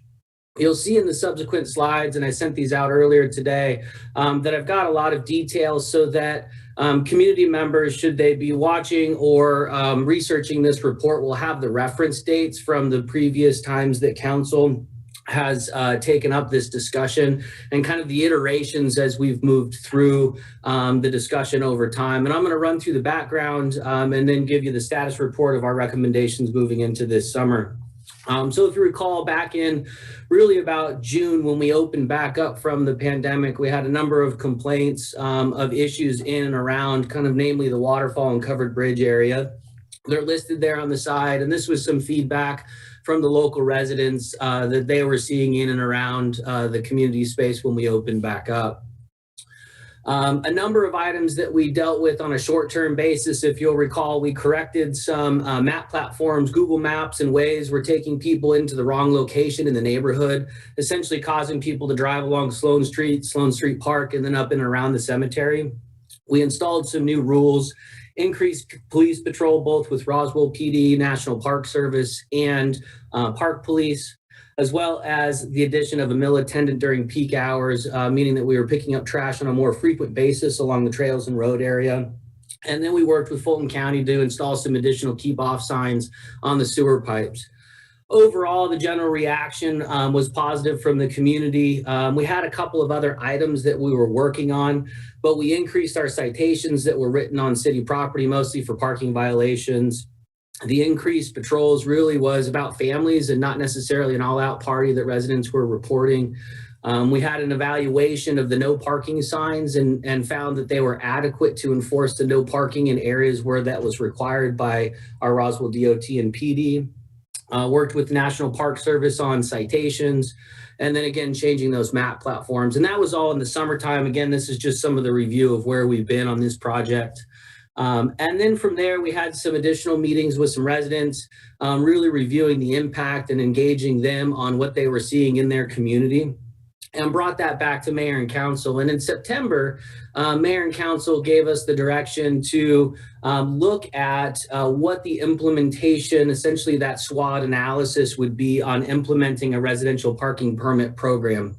And that's what we were doing the last couple of months with our partners, both Roswell PD and Roswell DOT, and trying to understand really what that implementation looks like. And then we took that back to our residents and reviewed them, which I'll go over the highlights with you as well, and then got some recommendations from them in moving forward. With that, before I kind of move on from that point, any questions on the background from Mayor and Council? Okay. As we look at kind of the overall SWOT analysis, was evaluating the pros and cons of implementing a residential parking permit program. Essentially, the pros were it allows residents a higher likelihood of finding on-street parking, and these are residents that are in our community. So as we say residents, it's not necessarily residents of the broader community. It's really about how do we allow people to park on the street in front of their home. There is the potential for revenue generated for the city on the application or the permit cost. We also found that that was really a nominal fee because it's not a huge program. And on the con side is that the fees that we potentially would collect wouldn't necessarily pay for the program itself. If we were to implement a residential parking program around the Mill Village area, we would need to either hire or reallocate staff resources on the enforcement side. We would need to add an additional or replacement parking signage. Approximately 80 to 120 new signs would need to be added in order to enforce a residential parking permit in the area. It's a possible deterrent to citizens that didn't have either a permit or wanted to park in the area. And the additional sign requirements would be in effect going against our minimum signage requirements that we like to have in our historic district. The general conclusions by RDOT and Roswell PD and the Parks Department was, at this time, we don't believe there's a need for the on-street parking restrictions or permitted parking system in and around the Mill Village. And essentially, in February, we went to the residents in the community and really proposed what their general thought process was along our analysis. The residential task force members essentially gave us this list of recommendations, essentially continue to monitor after COVID. And what we're seeing right now is essentially that we think that people will be moving more freely around the community as restrictions start to subside, and want to see what happens post-COVID. Do we still experience the same type of impacts that we had last summer? Continue the collaboration with National Park Service and Roswell PD in order to have more presence as the peak hours return. And this is also with our park police officers. Have the Recreation and Parks Department hire multiple attendants to deal with the peak hours of trash and impacts around the park facilities, which is currently in our base budget. And we'll talk about that in next year's base budget as well. Work with our nonprofit community to assist with organized river cleanups during the busy season. Additional citations for people crossing on top of the falls, which, as you may recall, is a current city ordinance for people that are essentially not allowed to walk across the dam area. And there was one additional recommendation is to look into the Tallulah Falls model for free swimming passes to see how that could potentially be applicable in our area along the Old Mill Park. We have an additional action item from Roswell Police Department as they're working with the National Park Service to essentially swear in National Park Service rangers into the Roswell jurisdiction, which would help with enforcement of city codes. Finally, our recommendations as we look at spring and summer 2021 as going through this process is the Department, Recreation, Parks, Historic, and Cultural Affairs will continue to coordinate the maintenance and enforcement efforts with all of our partners. Continue to monitor the parking and street impacts post-COVID to see what those impacts are and how we could potentially mitigate that. Review the swim permit system as recommended by the residents and look at that for Old Mill Park. We may have some different jurisdictional challenges with that, being that we have both the National Park Service and the city and where those property boundaries end and begin and who would actually have the authority to implement that type of system. Again, swearing in the National Park Service officers. And our recommendation is to not move forward with the permitting parking concept for the areas surrounding Old Mill Park at this time and go through 1 through 4 and continue to monitor this situation moving forward in the spring and summer. With that, I'd be happy to answer any questions. As you recall, and I sent an email out that this wasn't updated correctly in the agenda item, we'll have this presentation also added to the agenda item so the community has reference to that. I'll stop sharing so I can see everybody. Thank you. Mr. Leatherman, thank you for that level of detail and great discussion. What I'd So regarding the parking permit discussion, just as a reminder, the discussion for y'all to look in was where any Roswell resident could get the permit, not just in a given area. But nonetheless, I certainly am comfortable with staff's recommendation as long as the residents are supportive, which it sounds like they certainly are. And there, that brings my one question. So my one question is, was there, from the residents that you've spoken to, which was a very small number, but nonetheless, certainly better than nothing. Was there any feedback that you received of different ideas that you didn't document, or did any of them have any frustrations or disagreements, or do you feel there was a lot of consensus on what you just provided? I think probably, and I know Joel St. Brand, who is leading the task force on our side, is also on the call, and he can chime in if I'm missing anything. Probably the biggest pinch point that I continue to hear is the issue of whether or not swimming should be permitted or permissible in that space. And it is a recreation environment. We do allow swimming, and I think that can continue to be something that we'll need to monitor and to watch. But that, I think, is perceived to be the biggest pinch point in the community. You've got a number of people accessing different recreational opportunities there in that one location, as well as businesses, frankly. And so you've got kind of the trifecta of some outstanding hiking trails where you can really access them from an urban environment and feel like you're hiking in the natural environment. So that's a huge draw in that space. I think you also have some issues where we've got some trail bottlenecks in that area. We're in the process of, and this is a very long answer, but working with the National Park Service on trail connectivity, because I also think that's a potential solution to some of the pressure that we experience in this area. We almost have a cul-de-sac of sorts on where you can access trails. There's really this point of access that accesses the waterfall and trails, but then you have Riverside Park and really a couple of other smaller lots along Oxbow and then along Holcomb Bridge. And I think better trail connectivity starts to solve some of the pressure problems that we're experiencing there. But back full circle, really, it's about parking and about swimming and whether or not those two things are tied together or not. And that makes sense, but just to clarify, except for the discussion around swimming, it sounded like there was, with the small number of residents you met with, was there full consensus on everything else, excluding swimming? Joel, anything else that I missed on that? There was one recommendation in that there's a bottleneck coming down, I think, Mill Street there. Okay. And to restripe, but other than that, it was a good consensus that they were happy that we were working so hard to mitigate the issues that they brought forth to us. Excellent. Thank you for all those details. And I'll just comment on the restriping issue. Thanks for bringing that up. I did speak with RDOT. There is some question on whether or not the complete street is owned by the city and whether or not we can actually restripe as the committee requested. And so they're looking at that item and are going to report back to me on that in that space and how far the striping can actually go. Overall. Thank you, Gary. Thank you, Mr. Leatherman. This was a great presentation. Just to clarify, so the task force itself met with the community at large with these findings. So it was the group of people that are on the task force, as well as inviting other community members. I think it was a closed meeting. Joel, did you invite the broader community or did we specifically coordinate with the 7 or 8 task force members from the community? Specifically with the 7 or 8 on the community, not the broader spectrum of the entire mill area. Thank you. Councilmember Spano. Thank you. So thank you, Mr. Leatherman. So do you think, because, one of the main issues that came out was the parking situation, that will make difficult for residents to navigate through the narrow streets and everything. So do you feel like right now we have the no parking signs on the right places to not create any problems to the residents to come in and out of their homes and the neighborhoods? Or do you think that we still need to address more no parking areas to facilitate the in and out of the neighborhood and the neighborhoods?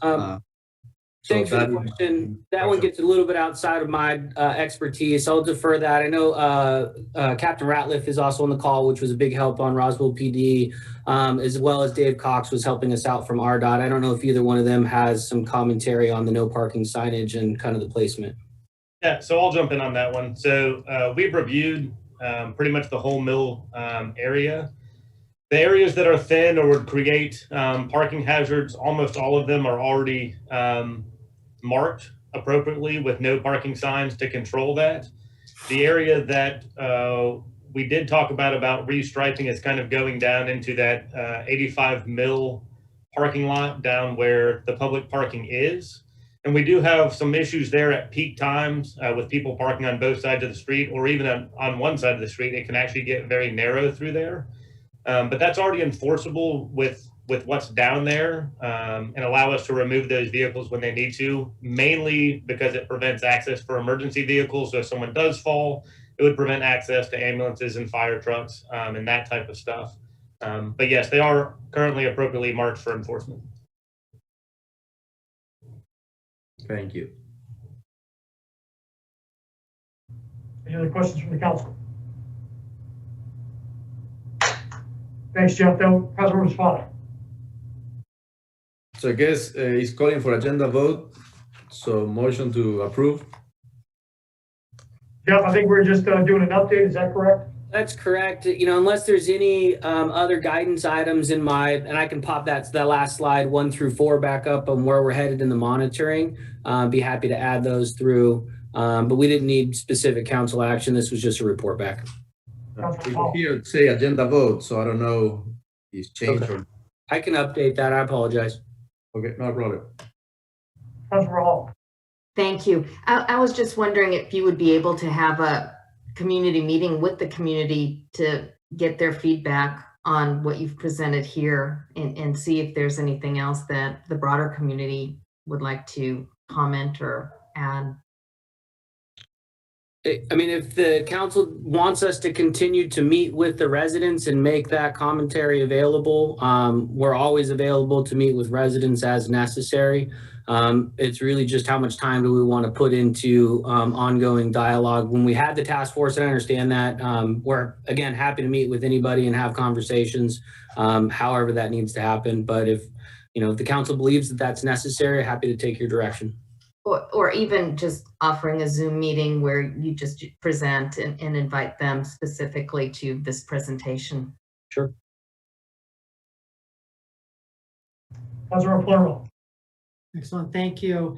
And Mr. Leatherman, great example and better example than we saw today earlier with Councilmember Hall's question on just, I think your answer right there is very citizen focused and really a reminder why we all do this, to really be supporting our residents.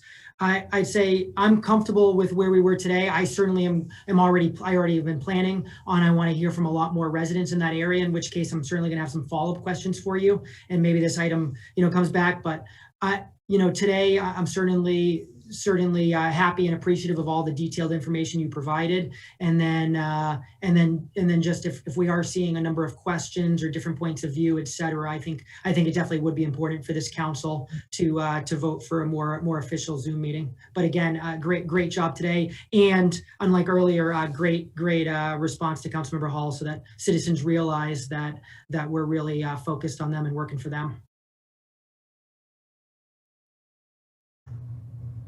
All right, thanks, Jeff. Just want to thank, just Captain Ratliff and Dave Cox, along with Joel St. Vrain on the team and helping. Really does cross multiple kind of departments in this case, and it's great to be able to call on the team and pull them in. So appreciate you guys. Okay, moving on to item number 7, consideration for the mayor and/or city administrator to award a contract to Rubicon Studios for technical production services at the Cultural Arts Center in an amount not to exceed $45,000 with annual renewal options for a maximum of 5 years. Mr. Leatherman. Many of you may,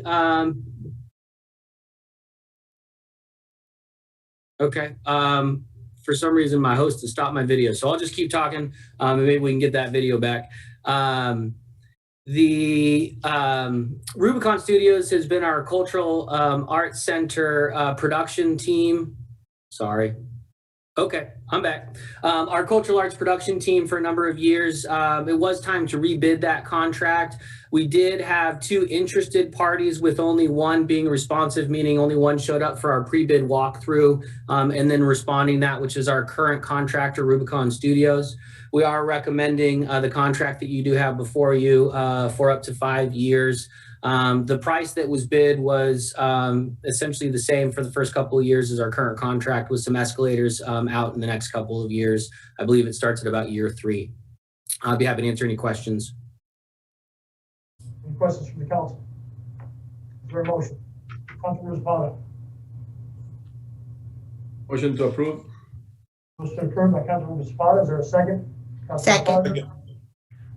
Second by Councilmember Tizer. Any further questions or discussion? All in favor, please raise your hands. It is unanimous. Thank you. Item number 8, consideration to approve a sponsorship agreement with the Nanahala Outdoor Center. Mr. Lebanon.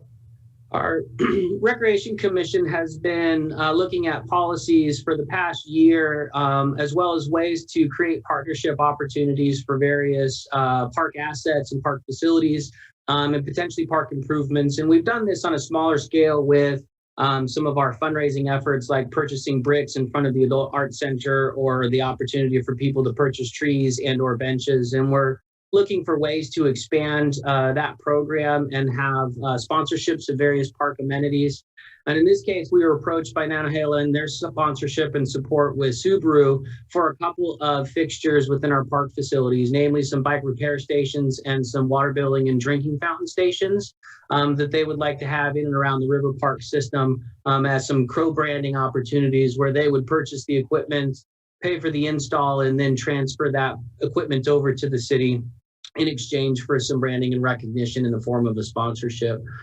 This agreement that you have before you describes that sponsorship, and we're bringing it forward to Mayor and Council for consideration moving forward.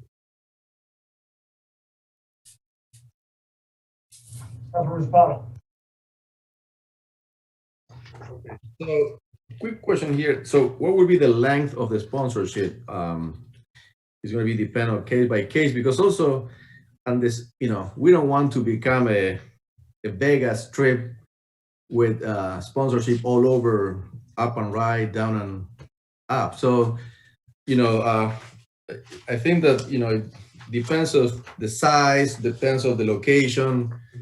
I believe that we don't want to become full of sponsorship all over and become a Vegas looking parks. And so I would really want to be careful of the sponsorship and how it's going to look and feel, and for how long it's going to be there, and more details. I'm open to learn more about it, but with the caution of not becoming something really not very tasteful. Sure. Yeah, and I think that's been a number of the discussions within the Recreation Commission as well, is how do we create opportunities for park improvements with recognition of sponsorship items within our city. And we do this in a number of different areas. I'll use the example of some of our permanent art in the community, as well as our special events in the community, where special events tend to be a very temporary basis where we'll do banners and sponsorships. Some of our art around is a little bit more nimble, where we have small placards of recognition for the donation, which essentially runs for the useful life of that art install, which can be for several years, if not longer. We also have a banner sponsorship program where businesses are allowed to put banners up on fence lines, and those run for a season, whether you're in baseball season for fall or spring, and you can put banners up on the fence line in sponsorship of the baseball program that our booster programs run. And so we do have these. In this case, it generally will run for the useful life of the equipment. Drinking fountains somewhere in the neighborhood of 5-7, could be 10 years, depending on their location and how long they last. And our intent is the sponsorship placard itself would be in relative size to the unit. So in this case, it would be relatively small recognition of the sponsorship that would be affixed to the actual drinking fountain or to the bike repair station itself. Probably a 4x6 type size, or maybe an 8x8 size, meaning inches. And that's generally what our thought process is we too don't necessarily want to create flashing signs and banners and high profile branding, but we also recognize that we have an opportunity to associate ourselves with brands that want to be a part of our park system and support our park system. And so how do we find that careful balance between the two? And I think that that's important, which is why we try to look on these at a case-by-case basis. In these cases, they come to the Recreation Commission first to review, and then obviously to mayor and council so that we can keep track of them appropriately as we move through. And we're not overwhelmed by kind of that corporate experience, if you will. Councilmember Palermo. Thank you. So I agree with one thing Councilman Zapata said, and I disagree with one thing Councilman Zapata said. Where I disagree is in the sense of, well, I agree with the concern. I just feel it's taken care of, which is the size and looking like the sponsorships and all that. That's something where I'd say I'm comfortable with following the Rec Commission's guidance. I certainly want to make sure it's taken into account and we make sure they're on top of it. But I'm confident they would be. That's the area where I disagree. Where I agree is more along the line of concern around the timeline, because just basically, again, as I've mentioned, I'm supportive of this initiative. I'm supportive of basically everything in here. It's just with the unknown of the time is, you know, as you mentioned, you know, it's potentially that's 10 years or more, depending on what it is, et cetera. And I think I'd feel more comfortable if instead of it just being unlimited time, you know, tied to it, if there was just a minimum amount of years, you know, whether it's, you know, minimum of 2 years, minimum of 5 years, whatever it is, just something that has a way out that, you know, for this, you know, potentially over a long term, a small fee ends up giving, you know, that sponsorship, you know, 10, 20 years down the road, and potentially policies changing, some other things occurring. That's the one area that I'd like to discuss is around the time frame.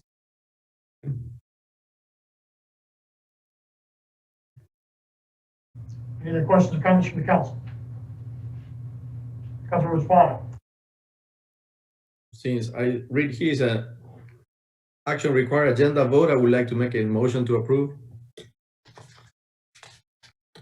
Motion approved by Councilmember Zapata. Is there a second? Second. Councilmember Judy. Second by Councilmember Judy. Any further questions or discussion? Councilmember Palermo. I guess for clarification, so this is approving this as written, which means if this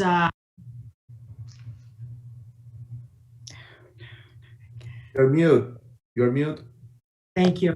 So just to be clear, so this is as written, where if something lasts 20 years, then that plaque and the sponsorship, et cetera, is going to stay 20 years. Is that accurate? As it's currently written, that would be accurate, based on the agreement as included. Councilmember Wilson. Yes, you know, I think, you know, one way to kind of eliminate having it look like a lot of logos and everything everywhere is just to make sure that everything is handled consistently, and that it also is kept in tip-top shape as far as maintenance goes. So I think that I would want Rec Commission to have some oversight over that and just make sure that whatever it is, that it's maintained, you know, to your high standards, and that everything is handled consistently.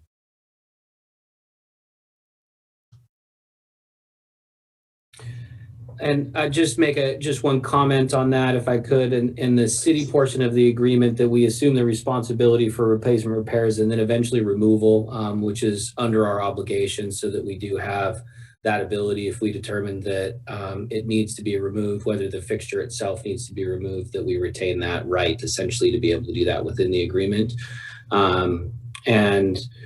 We could also go back to NOC in the time if council wanted to move this forward and just see if there is, in their experience with the sponsorship agreement, a timeliness associated with it, meaning, you know, is there an expiration? You know, if you're running essentially a $12,000 investment associated with it, if you break that down over a, you know, a 10-year useful life, you're at about $500 a year thereabouts, in that range, which gets us pretty close into that banner sponsorship price point, which is generally up for a year or thereabouts. So, as you start to kind of run the numbers based on the value and assuming a 10-year useful life, you're about comparable associated with a banner sponsorship or other things that we do. These are just a little bit more permanent structures, so they last longer. Councilmember Palermo. Thank you, Mr. Leatherman. I really like what you brought up, and certainly I'd want to get their feedback and come to something agreeable on both sides. But I think the way you just spelled it out from a financial standpoint, it makes sense to me. And then also, though, the one thing is, it's interesting. So we're responsible for the costs of replacement. So if we fully replace it, it was faulty, whatever the issue. So we get a new one, but at the same time, they still potentially indefinitely have that plaque and that sponsorship, if I'm understanding correctly. No, once the drinking fountain or the unit runs its useful life and we replace it with city funds, that sponsorship has been done. Okay. If they want to replace it themselves, I've honestly run some sponsorship and some mile stewards programs that have gone on for 20 and 30 years where we have the same family and the same corporate sponsor that's been there literally for years. And when, trash cans wore out or picnic tables wore out, they were there 10 years later to buy their picnic table because they had so much ownership over that space. Sometimes emotional and sometimes just physical because that was a spot that they really felt dedicated to. So I've had it run both ways. Thank you, Gary. So in this particular one, this is a sponsorship with Subaru. And right now, Subaru is in favor. And if they were to, something would happen in this crazy world, and all of a sudden Subaru was not looked at positively by a majority of people, we have the opportunity to, how do we have the opportunity to remove their plaque? We'd have to remove their equipment as well. Is that how that would work? You would remove their equipment or the plaque itself. We do have, we are assuming the responsibility for any future, I'm just reading it, any future cost, replacement, repairs, or removal as determined by the city. So we've left ourselves quite a bit of latitude in making that determination should we need to. Councilor Judy. Yeah, I think having done sports sponsorships for the last 20 years, this is kind of the way you write it. And I wouldn't want to put it detailed anymore because this gives the city latitude, as he just said, to remove as necessary. If we want to remove it in 30 days, we can probably remove it in 30 days. I wouldn't say we do that, but it's and replace it. I think when you start messing with sponsorship agreements like this to tie things, it really messes things up. So I would encourage us. And then the other thing, having been liaison to Parks and Rec last year, I know the sponsorship policy is fairly new, and they are very, very astute and protective of this policy being new and not bring this forward if they didn't feel it was in the best interest of the park. So I support this and would love to move forward. We have a motion on the floor to approve in a second. Any further questions or comments from the council? All in favor, please raise your hands. And it is unanimous. Thank you. Thanks, Jeff. Moving on to other items. Item number 9, statement of intent to update ethics code to clearly identify situations to avoid the appearance of impropriety when council members vote on zoning applications that directly profit their campaign donors. Councilmember Palermo. Excellent. Thank you, Mr. Palmer. For this item, basically, from last month, I provided a few updates to the document that's loaded in the packet, and that was based on discussion with legal. That being said, I'd also mentioned to this council I was going to send it to them ahead of time. It went into the public record on Thursday. But that being said, a council member that certainly has had some different views than me on this and some concerns has reached out wanting to sit down and at least just really talk through it and understand some more and discuss it. In which case, I thought it was a very reasonable reasonable request. So therefore, in good faith, I certainly want to have that discussion. And he requested I just bring it back next month, which I think makes sense. So based on that, my preference is just to not discuss this today, and we bring this forward next month. So I just want to leave it open, of course, if anybody has any concerns or anybody has anything they want to discuss. But my preference is we discuss it next month based on the phone call and the request I got that I thought was reasonable. Okay, any questions or comments from council? Okay, moving on to item number 10. Discussion regarding the city of Roswell's right-of-way policy. Council members Hall, Palermo, and Zapata. Councilmember Tynes, you have a question? Yeah, Gary, Councilmember Hall and I were the citizens 24/7 representatives and had a wonderful conversation on Saturday. And so she's, I think, got some things to add. Thank you, Councilmember Tyzer. Yes, this has been brought back because we had discussed it before. It had been back on agenda where we ran out of time, and here we are again. The purpose of this is HOAs have requested to be able to place things in the right of way. And this was coming up with a resolution to be able to allow to do that. And after having a few discussions, we have come up with some language to hopefully streamline this and gain everybody's consensus on the process. And I had asked Mr. Halsey, or specifically the items previously that the process involved was the request going to Roswell Department of Transportation. They would review it and process it to go to council for council to make a decision, to then go back to Roswell Department of Transportation to process it and approve it, ultimately taking potentially up to 4 months or 5 months to process a request. So we had discussed about simplifying the process and having the Roswell Department of Transportation actually render the decision, approve or deny the request, and if the request is denied, to bring it to council at that time. So council would have the opportunity to review the denials. And I'll leave it at that if anybody has questions. I'll just open up the floor. So go ahead, Councilman Palermo. You're on mute. Thank you. I'll ask my question actually after Councilman Tyzer gives any additional commentary.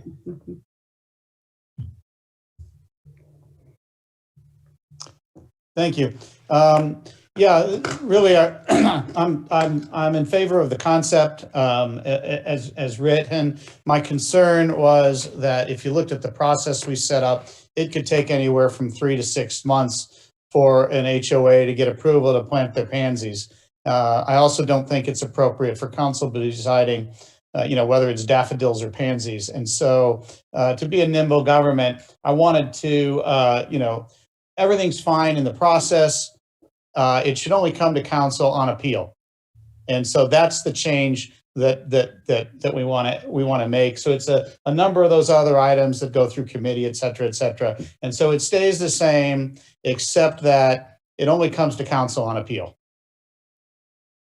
And I'm glad I waited, Councilman Tyzer, because you answered my exact question. I did not feel it should automatically go to council, but do feel it should go to council with an appeal. Yeah, yeah. Language that I drafted, we're going to delete numbers 11 and 12, and 10 would now read: the RDOT director or his or her designee will certify to the applicant that the date on which the application is deemed complete. RDOT will have 30 days to review the application and to either approve the application, in which case transportation is authorized by this policy to issue the necessary license for land use agreement for the proposed installation, or if transportation denies the application within 30 days after the application is certified complete, the applicant may file an appeal to mayor and council with the transportation director. Such appeal shall be considered at the next available fourth Monday non-zoning land use regularly scheduled mayor and council meeting. The appeal will be heard by mayor and council based upon the application filed with transportation with no further evidence allowed. The applicant and transportation may present argument to mayor and council, but each side is limited to 15 minutes. Mayor and council's decision is final.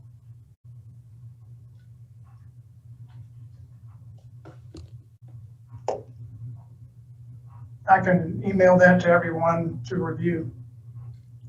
This is a proposed resolution, and so it would necessitate an agenda vote, and you would have the opportunity to review this in your packet before voting on it at mayor and council. Councilor Tizer. Yeah, I'd just like to vote to move it forward to an agenda vote. We're getting close to spring here, and people might want to get those flowers planted. Motion to approve. Is there a second? Second. Second by Councilmember Woolsey. Any further questions or discussion? All in favor, please raise your hands. And it is unanimous. Thank you. Item number 11, discussion to initiate. Approval to remove condition on RZZ 02-0200153-102000153-10980 Westside Parkway Element Hotel. Councilmember Wilson. Thank you, everybody, and hopefully this will be this is just a housekeeping item to initiate the removal of this condition to mark it as satisfied. There's a letter in the packet from the developer, has met with the Roswell Arts Fund and determined that the site was not appropriate at this time. They have made a $10,000 donation to the city, and I just would like to kind of clean up some messy wording in the approval so that those funds can be used and directed otherwise. So we'd just like to ask ComDev to initiate and bring back to mayor and council to go through the process. Does anybody have any questions, council members? Councilmember Zapata. Thank you. Yeah, I mean, I think that this is the right thing to do. And for me, the right thing to do is to give back to the developer the $10,000 that was, promising and executed a hotel, which is a huge investment. And we need to attract more of this kind of investment. So if the purpose of having a public art on the corner, on the front of the building, on the sides of the building, somewhere there, cannot be achieved, then I think the right thing to do is to give back the money to the property owner. And so I think that it's a good idea to clean this and give it back the money to the one who made a huge investment and believe in Roswell and brought a commercial project much needed in the city of Roswell. I would say that if that is the will of this mayor and council, then that might be the direction that you go. We do have in our UDC a voluntary 1% donation towards public art by the developer. And I believe that that is the spirit that this developer gave the $10,000 to the city of Roswell so that it could be used for public art either on their site or elsewhere in the city. They met the requirements of the condition and met with the Roswell Arts Fund and determined otherwise, but they were very happy to make the donation to the city and have requested that it be kept in the city and go towards the purpose of public art or its maintenance. Again, that is completely up to this mayor and council how those funds go, but basically the purpose of this is just to clean up some very messy wording that was included in the condition. Thank you. I remember perfectly the meeting. It was a long meeting and discussion there. And the spirit of the developer or the applicant back then was to get the project approved. And this condition came in discussion, $5,000 first, then went to up to $10,000 during the discussion. So the purpose of the applicant was clearly and perfectly legitimate to get the project approved. So let's clarify that. They didn't come with the idea, oh yeah, let's do a public art right now. So I think that to respect the real spirit of that. And also, it's a huge investment, was a huge investment, and to kind of sort of tax on this kind of investment, I don't think it's fair, and I don't think it's proper. So if the public art cannot go for any reason into this property, I think that the right thing to do, is to give it back to the developer or the property owner or the hotel owner. So it's the only way that I would like to clear this, and I think it's the right thing to do. They went through a pandemic after making a huge investment in Roswell, commercial development that we all believe and want to attract. So I think that is not a good example of asking for $10,000 to get the project approved. So I think that as a condition. So I think that if you cannot use, again, I will repeat, is the right thing to do is to give the money back to the business who invested in Roswell and invested in big time. Mr. Halsey. I'd just like to point out that the developer, through his counsel, sent a letter that's part of the record on November 13, 2020. The next to last paragraph said the $10,000 donation has been delivered to the city of Roswell. As to the location and design of the public art exhibit, PSH has corresponded with representatives of the Roswell Arts Fund and determined that a public art installation on PSH's property is not practical. PSH asked that the donated funds be applied toward the installation or maintenance of public art elsewhere in the city. PSH is excited about the hotel project in the city and is pleased to be building in a city that seeks to enrich local culture through the arts. I just wanted the committee to be aware of that. Go ahead. Thank you. Thank you, Mr. Halsey. And I'd just like to say that the purpose of this today is simply to initiate the removal of condition and to have ComDev bring the appropriate language forward. Do you want to make that motion? Yes, I would like to make that motion. Motion to move forward by Councilmember Wilsey. Is there a second? Councilmember Judy, is that a second? Second by Councilmember Judy. Okay, now we're going to open it back up for discussion. Councilmember Spano. Thank you. Thank you for reading this letter. It's very honorable from the developer and hotel owners. I really admire how honorable they are. But I think the right thing to do is to give the money back. And if they want to donate it to the Roswell Art Fund or any other institution in Roswell that they want and they feel, give them the freedom to do that. So I think that the right thing is to give the money back. And if they want to donate it, fantastic, great. But from the city point of view, I think the money has to be back to the hotel owner who, for some reason, cannot bring forward public art in front of the building. Councilmember Tyler. Thank you, Gary. I have to leave here in about 2 minutes. But I think that there's a bit of a misunderstanding here.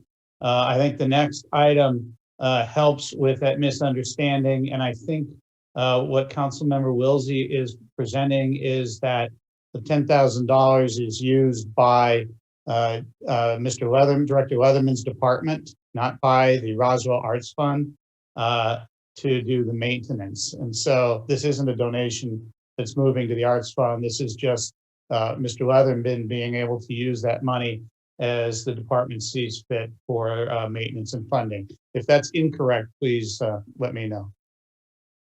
That is absolutely correct. My next item was to ask staff to fine tune and review the public art maintenance policy that we have and possibly use these funds this money to seed that fund. We have quite a few pieces on city property, and occasionally they need cleaning, they need repair, there's occasional vandalism, and we do need to have some funds to keep them looking their best. And I think this would be, using these funds toward that would be a great way to seed that fund. But I would like for staff to come back with those recommendations. So I believe there's a motion on the floor in a second. If we could go ahead and move for a vote and then move on to the other item and hopefully provide guidance to staff, I think that would be time well spent. Okay, we have a motion on the floor to move forward with a second. Any further questions or comments from the council? Councilor Espada? So let me clarify. This is just to give the $10,000 back to whom? No. This is not giving the, this is to change. All it does is initiate to take the condition off that required them to build public art on his property. That's all this does. That's all it is.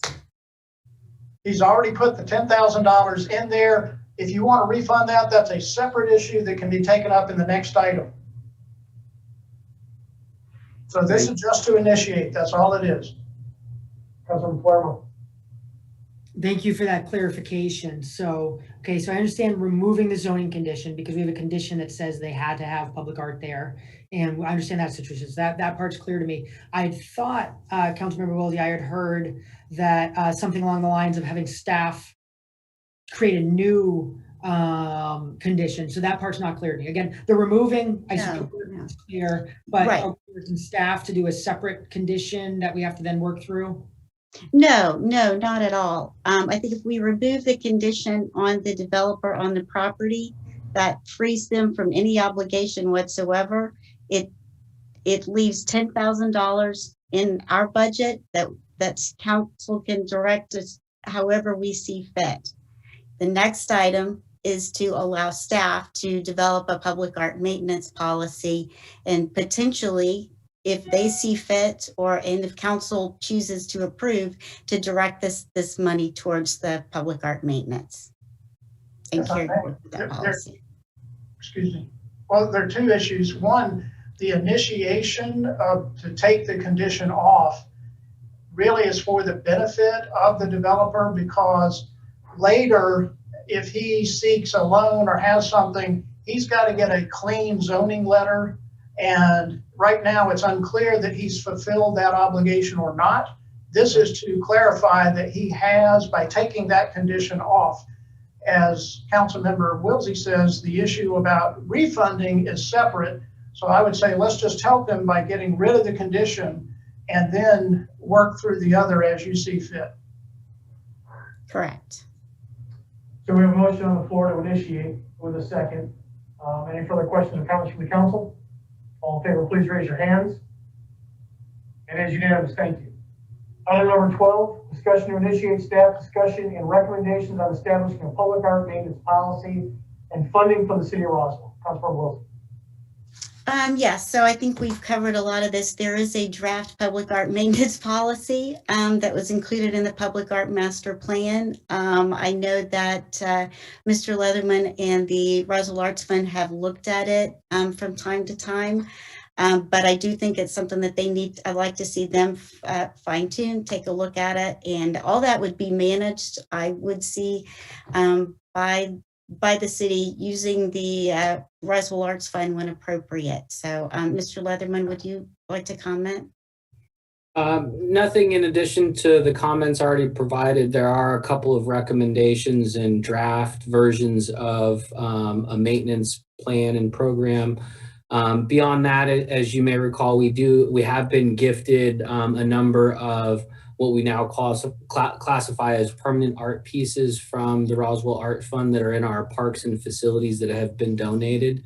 And we do have to maintain those pieces from time to time. Sometimes, as Councilmember Wilsey described, we have some vandalism and others that come up. And we don't yet have a specific council-approved policy that directs both the maintenance or the maintenance of those permanent and sometimes temporary art pieces as well. Right. Any questions or comments from the council? Councilor Espada. Thank you. So maybe this question is for legal. So again, the $10,000, if this council wants to give it back to the hotel owner, since the main purpose and the spirit of the $10,000 is not going to be executed, so then that will be a different item to bring forward. Then is a question for legal. Yes, that's not a zoning item. even though it was done in connection with that, since they've already made the donation, it's part of the fund that finance has, and council can direct finance to release the money back to the developer if they wish, or you can follow the developer's wishes and give it to the rec and parks people to use for maintenance, or any other way that council sees fit.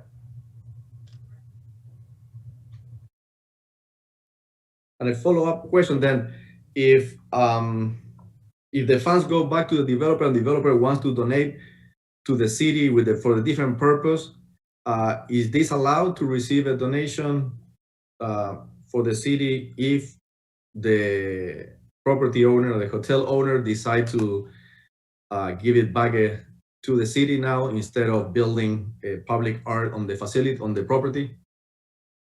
Well, according to the letter in the record, he's already made the donation.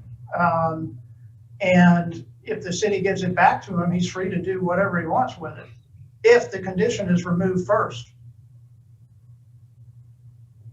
Councilor Rogeri.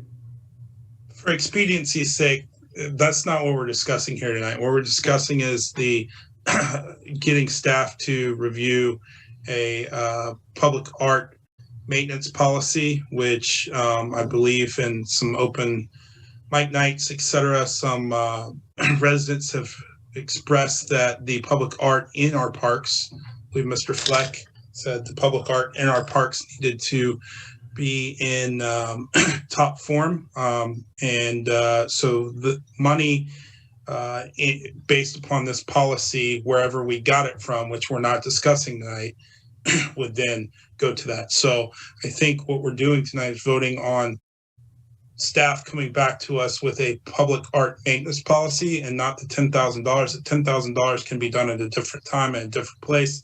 Let's get on with what we're doing here this evening. I would motion to approve when we are ready for a motion. I'll take that as a motion to approve, move forward. Is there a second? Second. Second by Councilor Woolsey. Okay, any further questions or discussion? All in favor, please raise your hands. And it is unanimous. Thank you. That completes our agenda. We are adjourned. Have a good night. Good night.